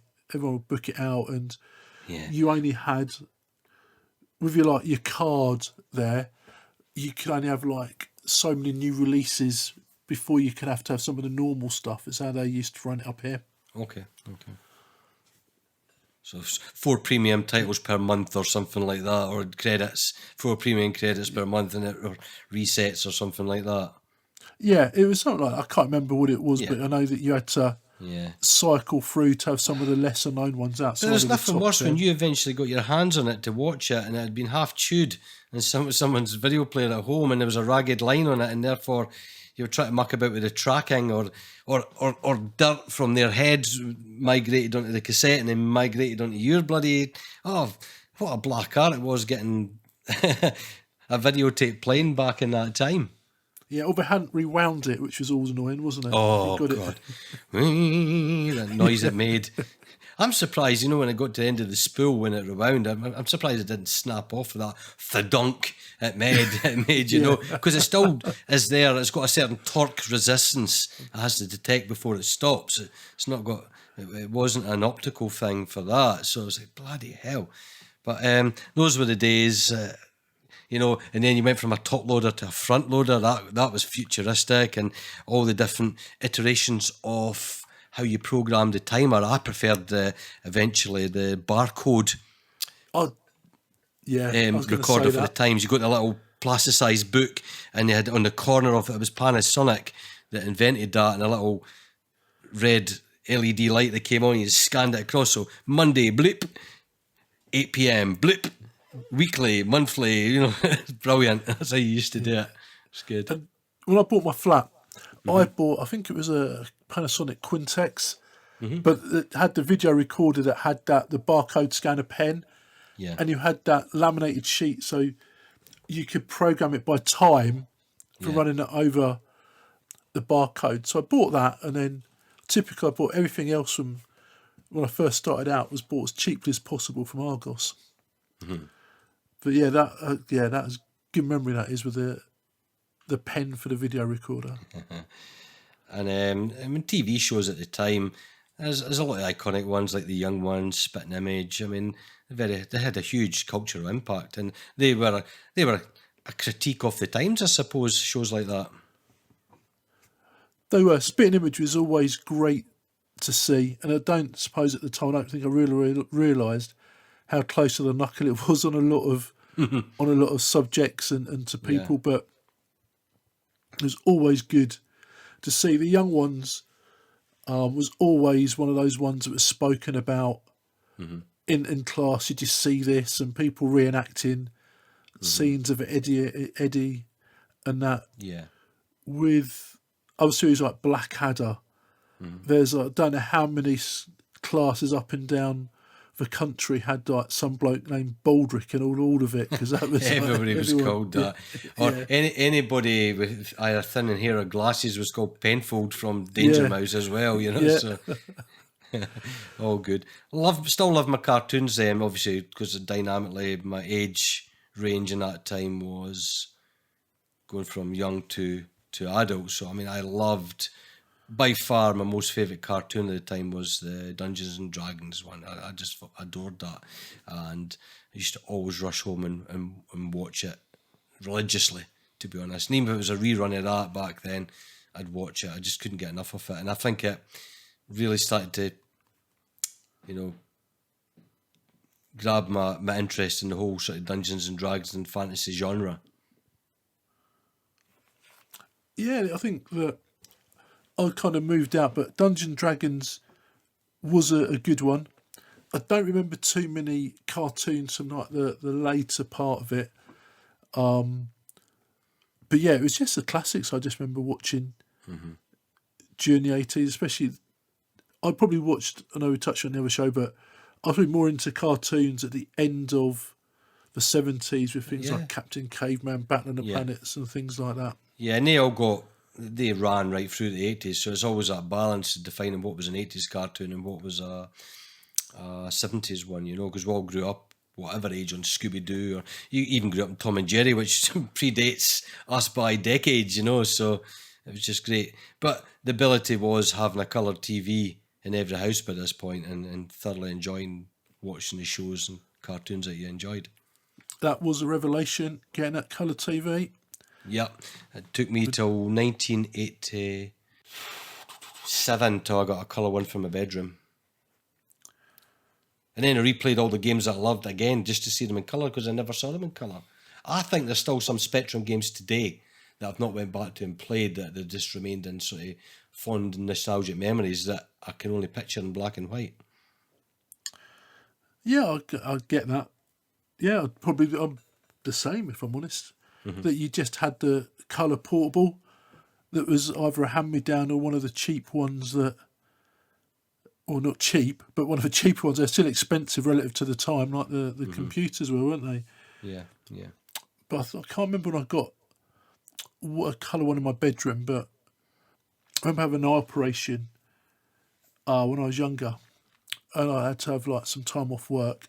And it was at a time when the World Cup was on, and I thought, that's a result. I'll be able to like watch TV. Got home, the TV wasn't in the bedrooms. You're taking it away.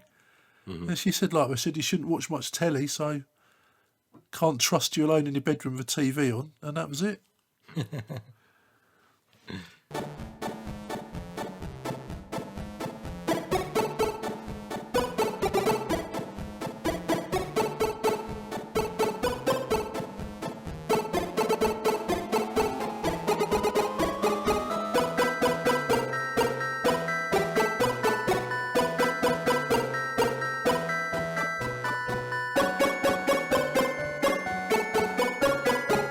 What about toys and collectibles and stuff like that then? Obviously the Rubik's Cube was a huge thing of the 80s, more than any other toy, where I think we all had one, all wanted one. It became the very first craze, like the fidget spinner was for kids in later years, wasn't it? We just loved and couldn't get enough of the Rubik's Cube. Yes, I've got Rubik's Cubes. I've got one just behind me. I've got in my office.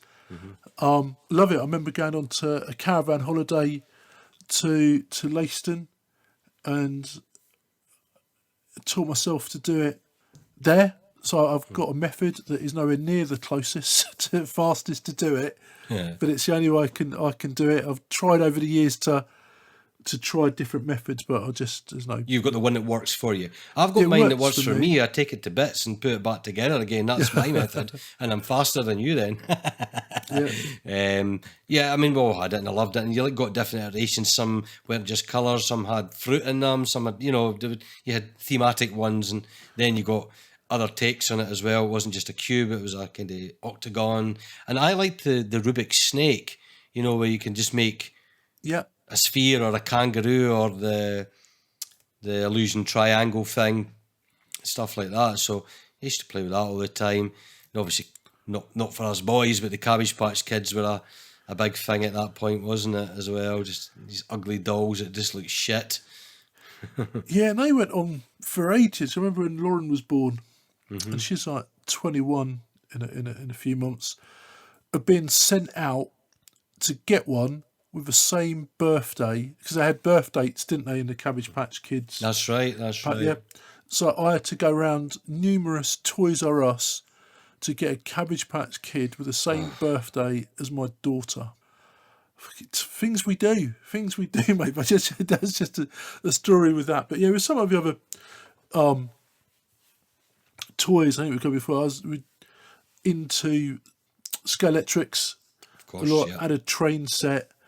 And I think the theme for me was the VHD and the LED games. Absolutely. All the way through. There's bits where we would still hunt through the Argos catalogues and look at what we wanted and change. But when the micros came out, it did and the computers and consoles, it kind of focused what we wanted. But again, it was down to a bit of pester power, a bit what your parents could afford. Because like you said, when you said about the micros, you had kind of what you were given. You might have asked for something, but you had what your parents could afford. That's all you could do. That's all you can do. I mean, you couldn't be a spoilt brat and demand a Commodore if your parents couldn't afford it or anything like that. It's just, it's money was tight and you were lucky we were given what we were given. Yeah, and with toys, we had a toy shop in the town. It was near Bent Hill, painted green. It was Wakelands. And again, when you're older, you look at different points of it and different parts. And there was kind of a sports and model shop in the town as well. As I got a bit older, like I had radio controlled cars and Scalextric cars they'd sell by themselves. And that was really kind of aspirational and birthday or Christmas presents, because everything in there just seemed so expensive. But yeah, Lego was another one that was changing. I think Lego started to change in the 80s from basic bricks to having those the Lego. They had the space Lego, which was fantastic. That's what all us boys wanted then, and the spacecrafts, the moon landing, stuff like that was great. It just, I mean, the people that worked behind the scenes of Lego and how they evolved, and then tied in with Harry Potter and Lego and Star Wars and whatnot these days is just incredible. It shows the endurance of that brand, and it's lasted decades upon decades, where each generation can identify with it and you don't think of it as a relic from the previous generation. It's current and it's now. It is. And even like I mentioned, Scalextric. I was on YouTube. You wonder what comes up in your algorithms, but there's like the new release of this year's Cars, and I was like fascinated by it. And they're doing more and more theme cars, and some from some 80s TV shows. Yeah. So yeah, some of these big brands from back then, and there's not many of them still going, but I've really had to transform and keep up. Like I say, Lego at the time had lots of affordable pocket money sets that you could get and you could save for yourself without having to have them as a kind of a present. Yeah, for sure. Trying to think things I enjoyed. I mean, I loved the board games that I wanted and never got. You get them in adult years when you buy them off eBay. Obviously, Hero Quest was a big thing when that came out. That was amazing and incredible, and I've still got my Hero Quest from the 80s, and you learn to paint badly the models with your friends and that. But it was an arcade game tie-in, so you had obviously the Donkey Kong Man one, which was like Crazy Maze with the ball. You had to thump the ball all the way up the ramp. But the proper tie-ins of Donkey Kong and Pac-Man board games, you just so wanted those, and I never got them bought, and I hated it because I wanted them. They just looked so cool to play. But yeah, it's only in adult years that I managed to get my hands on these. The toys that escaped you as a kid, you have to have them. I did. I think I've got a couple upstairs, but I didn't really have them on my radar at the time. I think some of the games I played with, like Operation and Mousetrap. Yeah, Mousetrap's an old game too. That came out in is it 60s or 50s? It's quite an old thing, but they reinvented, don't they? It's like Buckaroo, where each generation has it and it gets less lethal. I mean, Buckaroo, when I played it in the 70s, it broke your finger when that mule bucked, right? Nowadays, it's like I can't be bothered. It's like a well-ridden donkey in Blackpool Beach.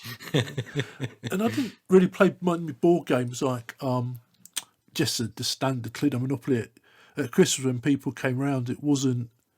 Trouble is, you're an only child, aren't you? So yeah. So the trouble is with that, and that's where as family, it's better when you have siblings to fall out with when you have a board game. I mean, how many times in my house was a Monopoly board thrown in the air in a rage because you diddled somebody out of their money?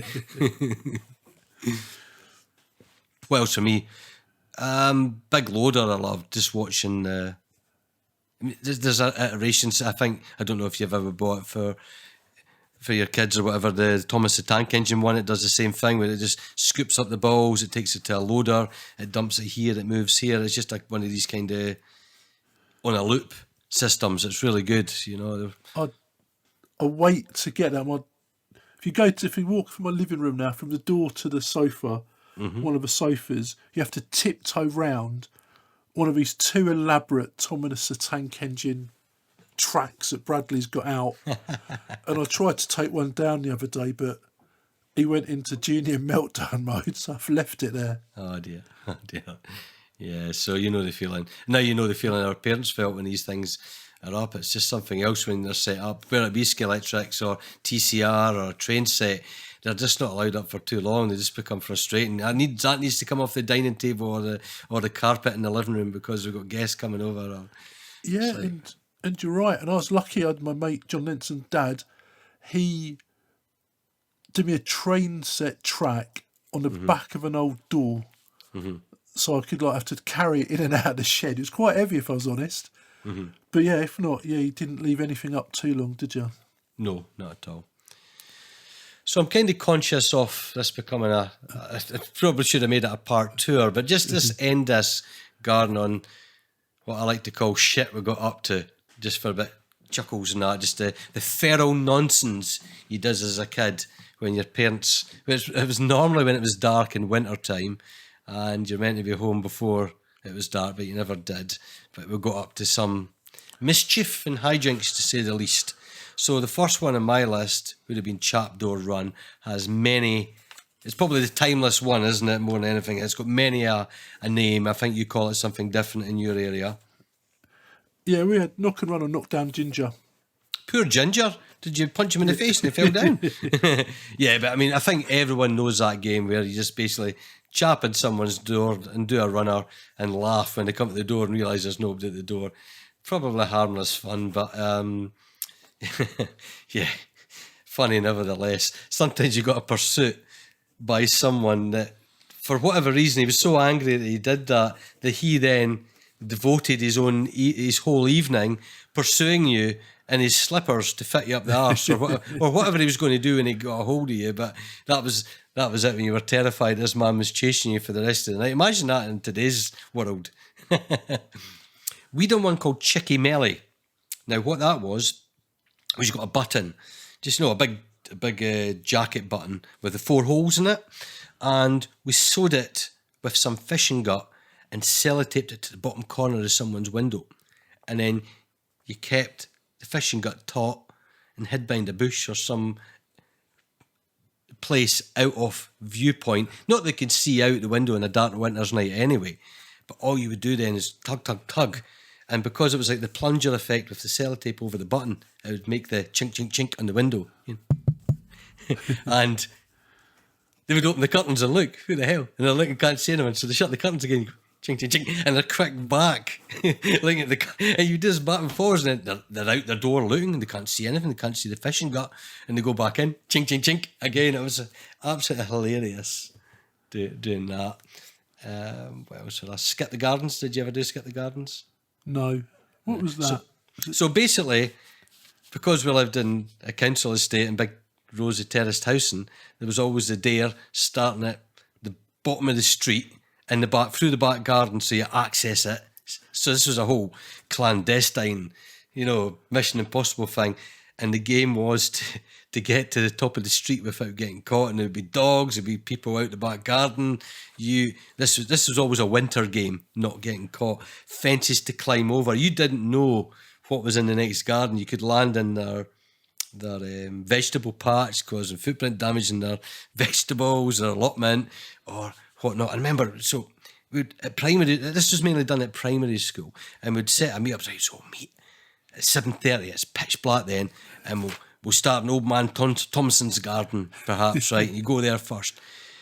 And it would start off with about 15 years, and by the end of it, if you were lucky, 2 years made it to the very end, because a dog would come and chase people away, and you ran one way, they would run the other way. But I always remember there was about 5 of us climbing one of these cheap B&Q fences, the overlap fences that are very thin, that always come down in high winds. Yeah. This thing just went, and fell forward with us all in it, and did not smash into the guy's greenhouse. It smashed, and he's like, "What the fuck is going on here?" And the dogs are like, we're like, "Shit!" running and scarpering everywhere. We had what we called coal bunkers.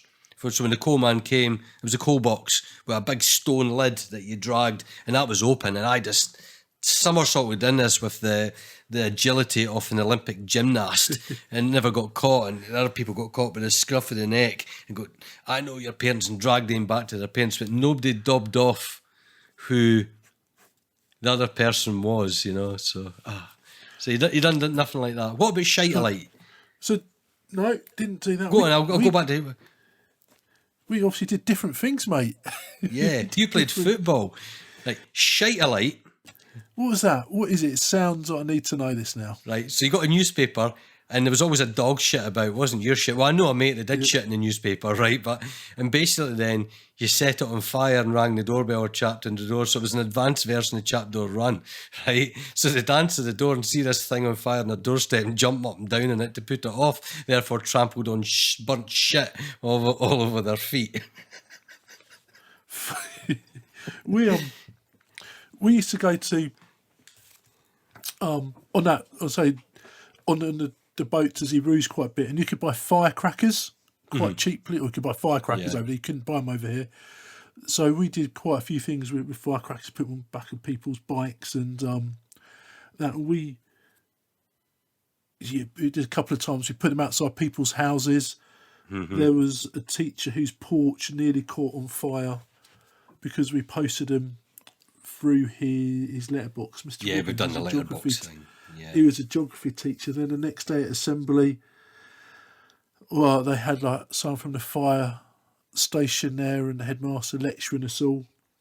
But it was quite clear who did it. We were all sitting in a row looking at our feet as you did them. And, yeah, it didn't take a criminal mastermind to work out who did it. But yeah, we got to our fair share of like hijinks and silly things. There was a big newsagents in the town, Reedwells, had this really large pane glass window, and they put a display against it of chocolates and things, and we'd get a few of us and just gently rock the pane of glass, and had enough flex in it sometimes to knock down the display the other side. Things like that never got boring. As they didn't, there was a fort in the town, an old World War II fort at the entrance to the port, and it was abandoned. It's like a museum now. I used to spend a lot of time there, but those, look at what we did then, I'd never do it now. You'd never know if there's going to be rats down in those tunnels or what you were climbing over. But again, you didn't care, did you? And you did stupid things. Yeah, we went to abandoned buildings, building sites, scrapyards, aggregate works. Like one of the aggregates, so as we call it, cement works, right? So obviously people would want different grades of cement. So the cement mixer would down the cliff edge, the construction of the vats with the metal jaws that they pulled the levers, and the vats would open their jaws, and the different grades of stones and aggregates would cascade into the cement mixer, so they would create their different degrees of concrete. Now, they'd shut at, say, 5 o'clock, and we'd break into that place. It was breaking in, so loose word, there was nothing to break into. You just climbed over the fence, right? And we'd stand on these big steel containers, and then someone would pull the lever below, and you'd get like sucked down. Like we called it quicksand, a game of quicksand, and how much we can get sucked down this thing as the stuff was spilling out. I mean, that's just nonsense. Somebody could have got killed, but we'd done it. No fear that way. Back to the bangers, yeah. I don't know if it was like yourself, but in the terrace houses down this way, people with coal fires, the flue access metal hatch was always in the close. So we'd open that and chuck the bangers in there, and the whole fucking fireplace would bum, bum, bum. You heard the screaming in the houses, and Jesus, even the climbing frame in the play park, the local play park, it was hollow, made of hollow pipe. So you take the rubber stopper off, right? Put a bit of wood, ram it up first, then chuck a banger and a nail in, and this thing would then, of course, it'd be like a pipe bomb firing the nail, flying out the end. It went inside of somebody's car door. We had to scarper for that.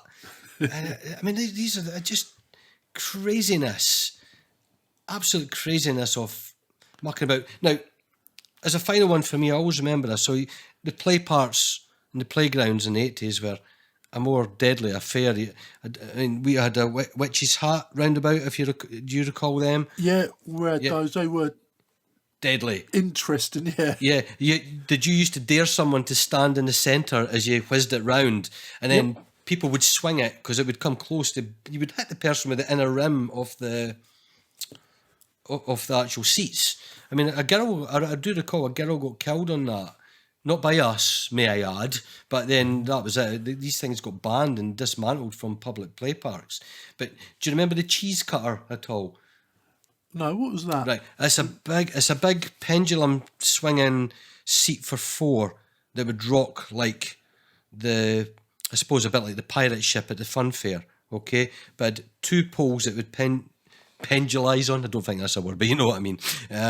So it would require the momentum of people rocking their body backwards and forward to start making this swing. But what we realised is we called them pilots. If people stood on either end and hands on the pendulum poles and they rocked the body, they can super swing it higher. But what we do then is we get a railway sleeper from down the railway line in the embankment, bring it up, and as they got it to height, some daring individual then went boom and stopped it dead. So it was up at a height.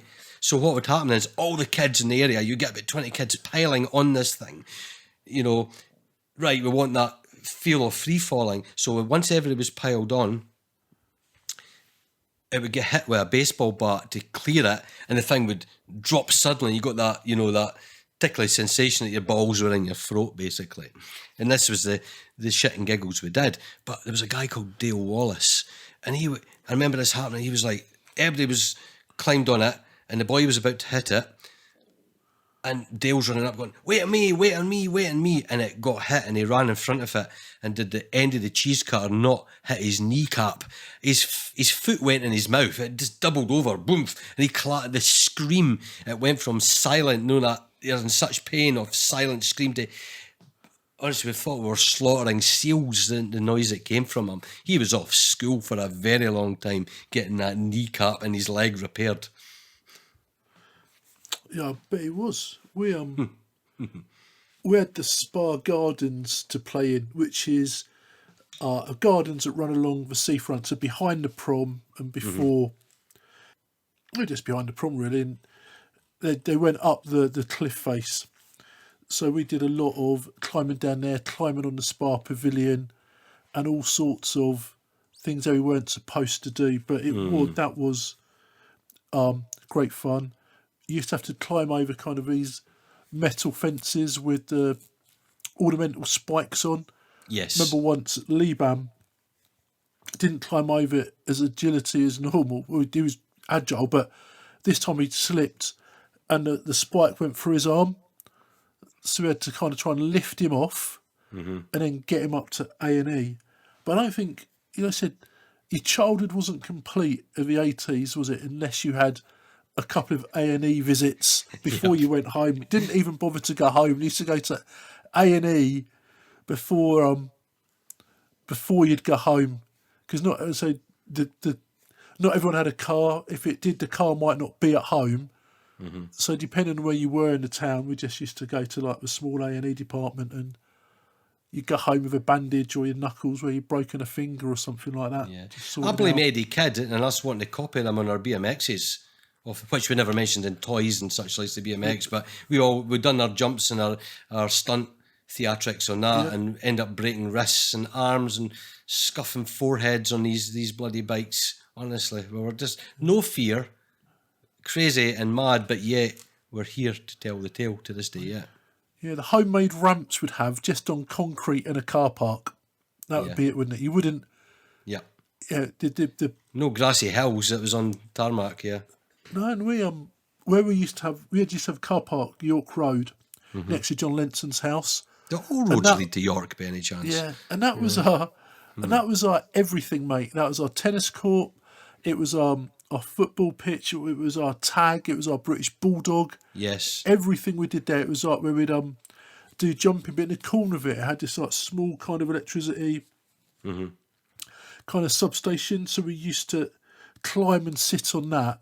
And as we got older, we would jump between kind of the generators and everything just to see how we could. So much for those 70s public information videos that are meant to instill fear in you. Didn't for you lot. Didn't for us lot. I had warnings on every side of it as well, but you didn't want to be the one that wouldn't do it, would you? That wasn't good to be done. Yeah, you don't want to go to a chicken, that's for sure. Yeah. But games like Bulldog and that, they were great fun to play. There was always teeth knocked out or something on that one as well. Yeah. It's unbelievable.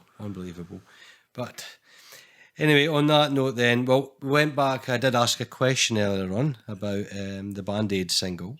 So finally then, back to the question, which artist is the only person to sing his name in the Do They Know It's Christmas single? Did you have any thought of that? No, I didn't. I didn't even Google it, mate. Who was it? You can't Google that. That's the best thing about it. It is Sting. He says, the bitter sting of tears. There you go, so. Oh. There you go. Right. You can ask that your next nights out at work for a pub quiz. Yeah. See who answers it. Great pub quiz question. So cool. Well, Garron, I know it's been a long one, and you know what? There's probably 1,000 things we missed. We could have done sweet treats, what we ate then, from crispy pancakes and Angel so Delight many. and so many, but, you know, it's went on and we yapped, and I hope everyone enjoyed what we spoke about the 80s. I hope some people identified with some of the things we have said. I hopefully nobody else done shite alike apart from me, but who knows, you never know. But please reach out, let us know what hijinks you did or other memories from the 80s yourself. You've got memories of great pop songs or the movies you loved then or the video games you played. Reach out, let us know. So, Garron, thanks again. Good to see you, and here's to many more this year with you. Yeah, I'm looking forward to doing more. So thanks for having me on this one, Gordon. Dare we say the best of 88? Yeah, well, I've been looking at that. That's a mammoth one. I'll get the list over because that's when the NES starts as well. So it gets a bit more complicated now. Yeah, it does get very complicated. So we need to relook at that list again. We already did do it, but I think it requires a bit more tweaking, and I think it's probably this. I mean, it's about 3 years in the wait for another one. It's ridiculous, but it takes a lot of editing, a lot of effort, and coordinating off a bunch of hosts to do that. So hopefully we'll see that this year. But I know Drisky and Al are working on one as we speak just now, so this will be obviously out before that, but I'm looking forward to their one. But anyway, I'm excited about episodes for this year, and thanks again everyone for tuning in, and we'll see you all in the next episode. So then, see you later. Bye-bye. See ya. Bye.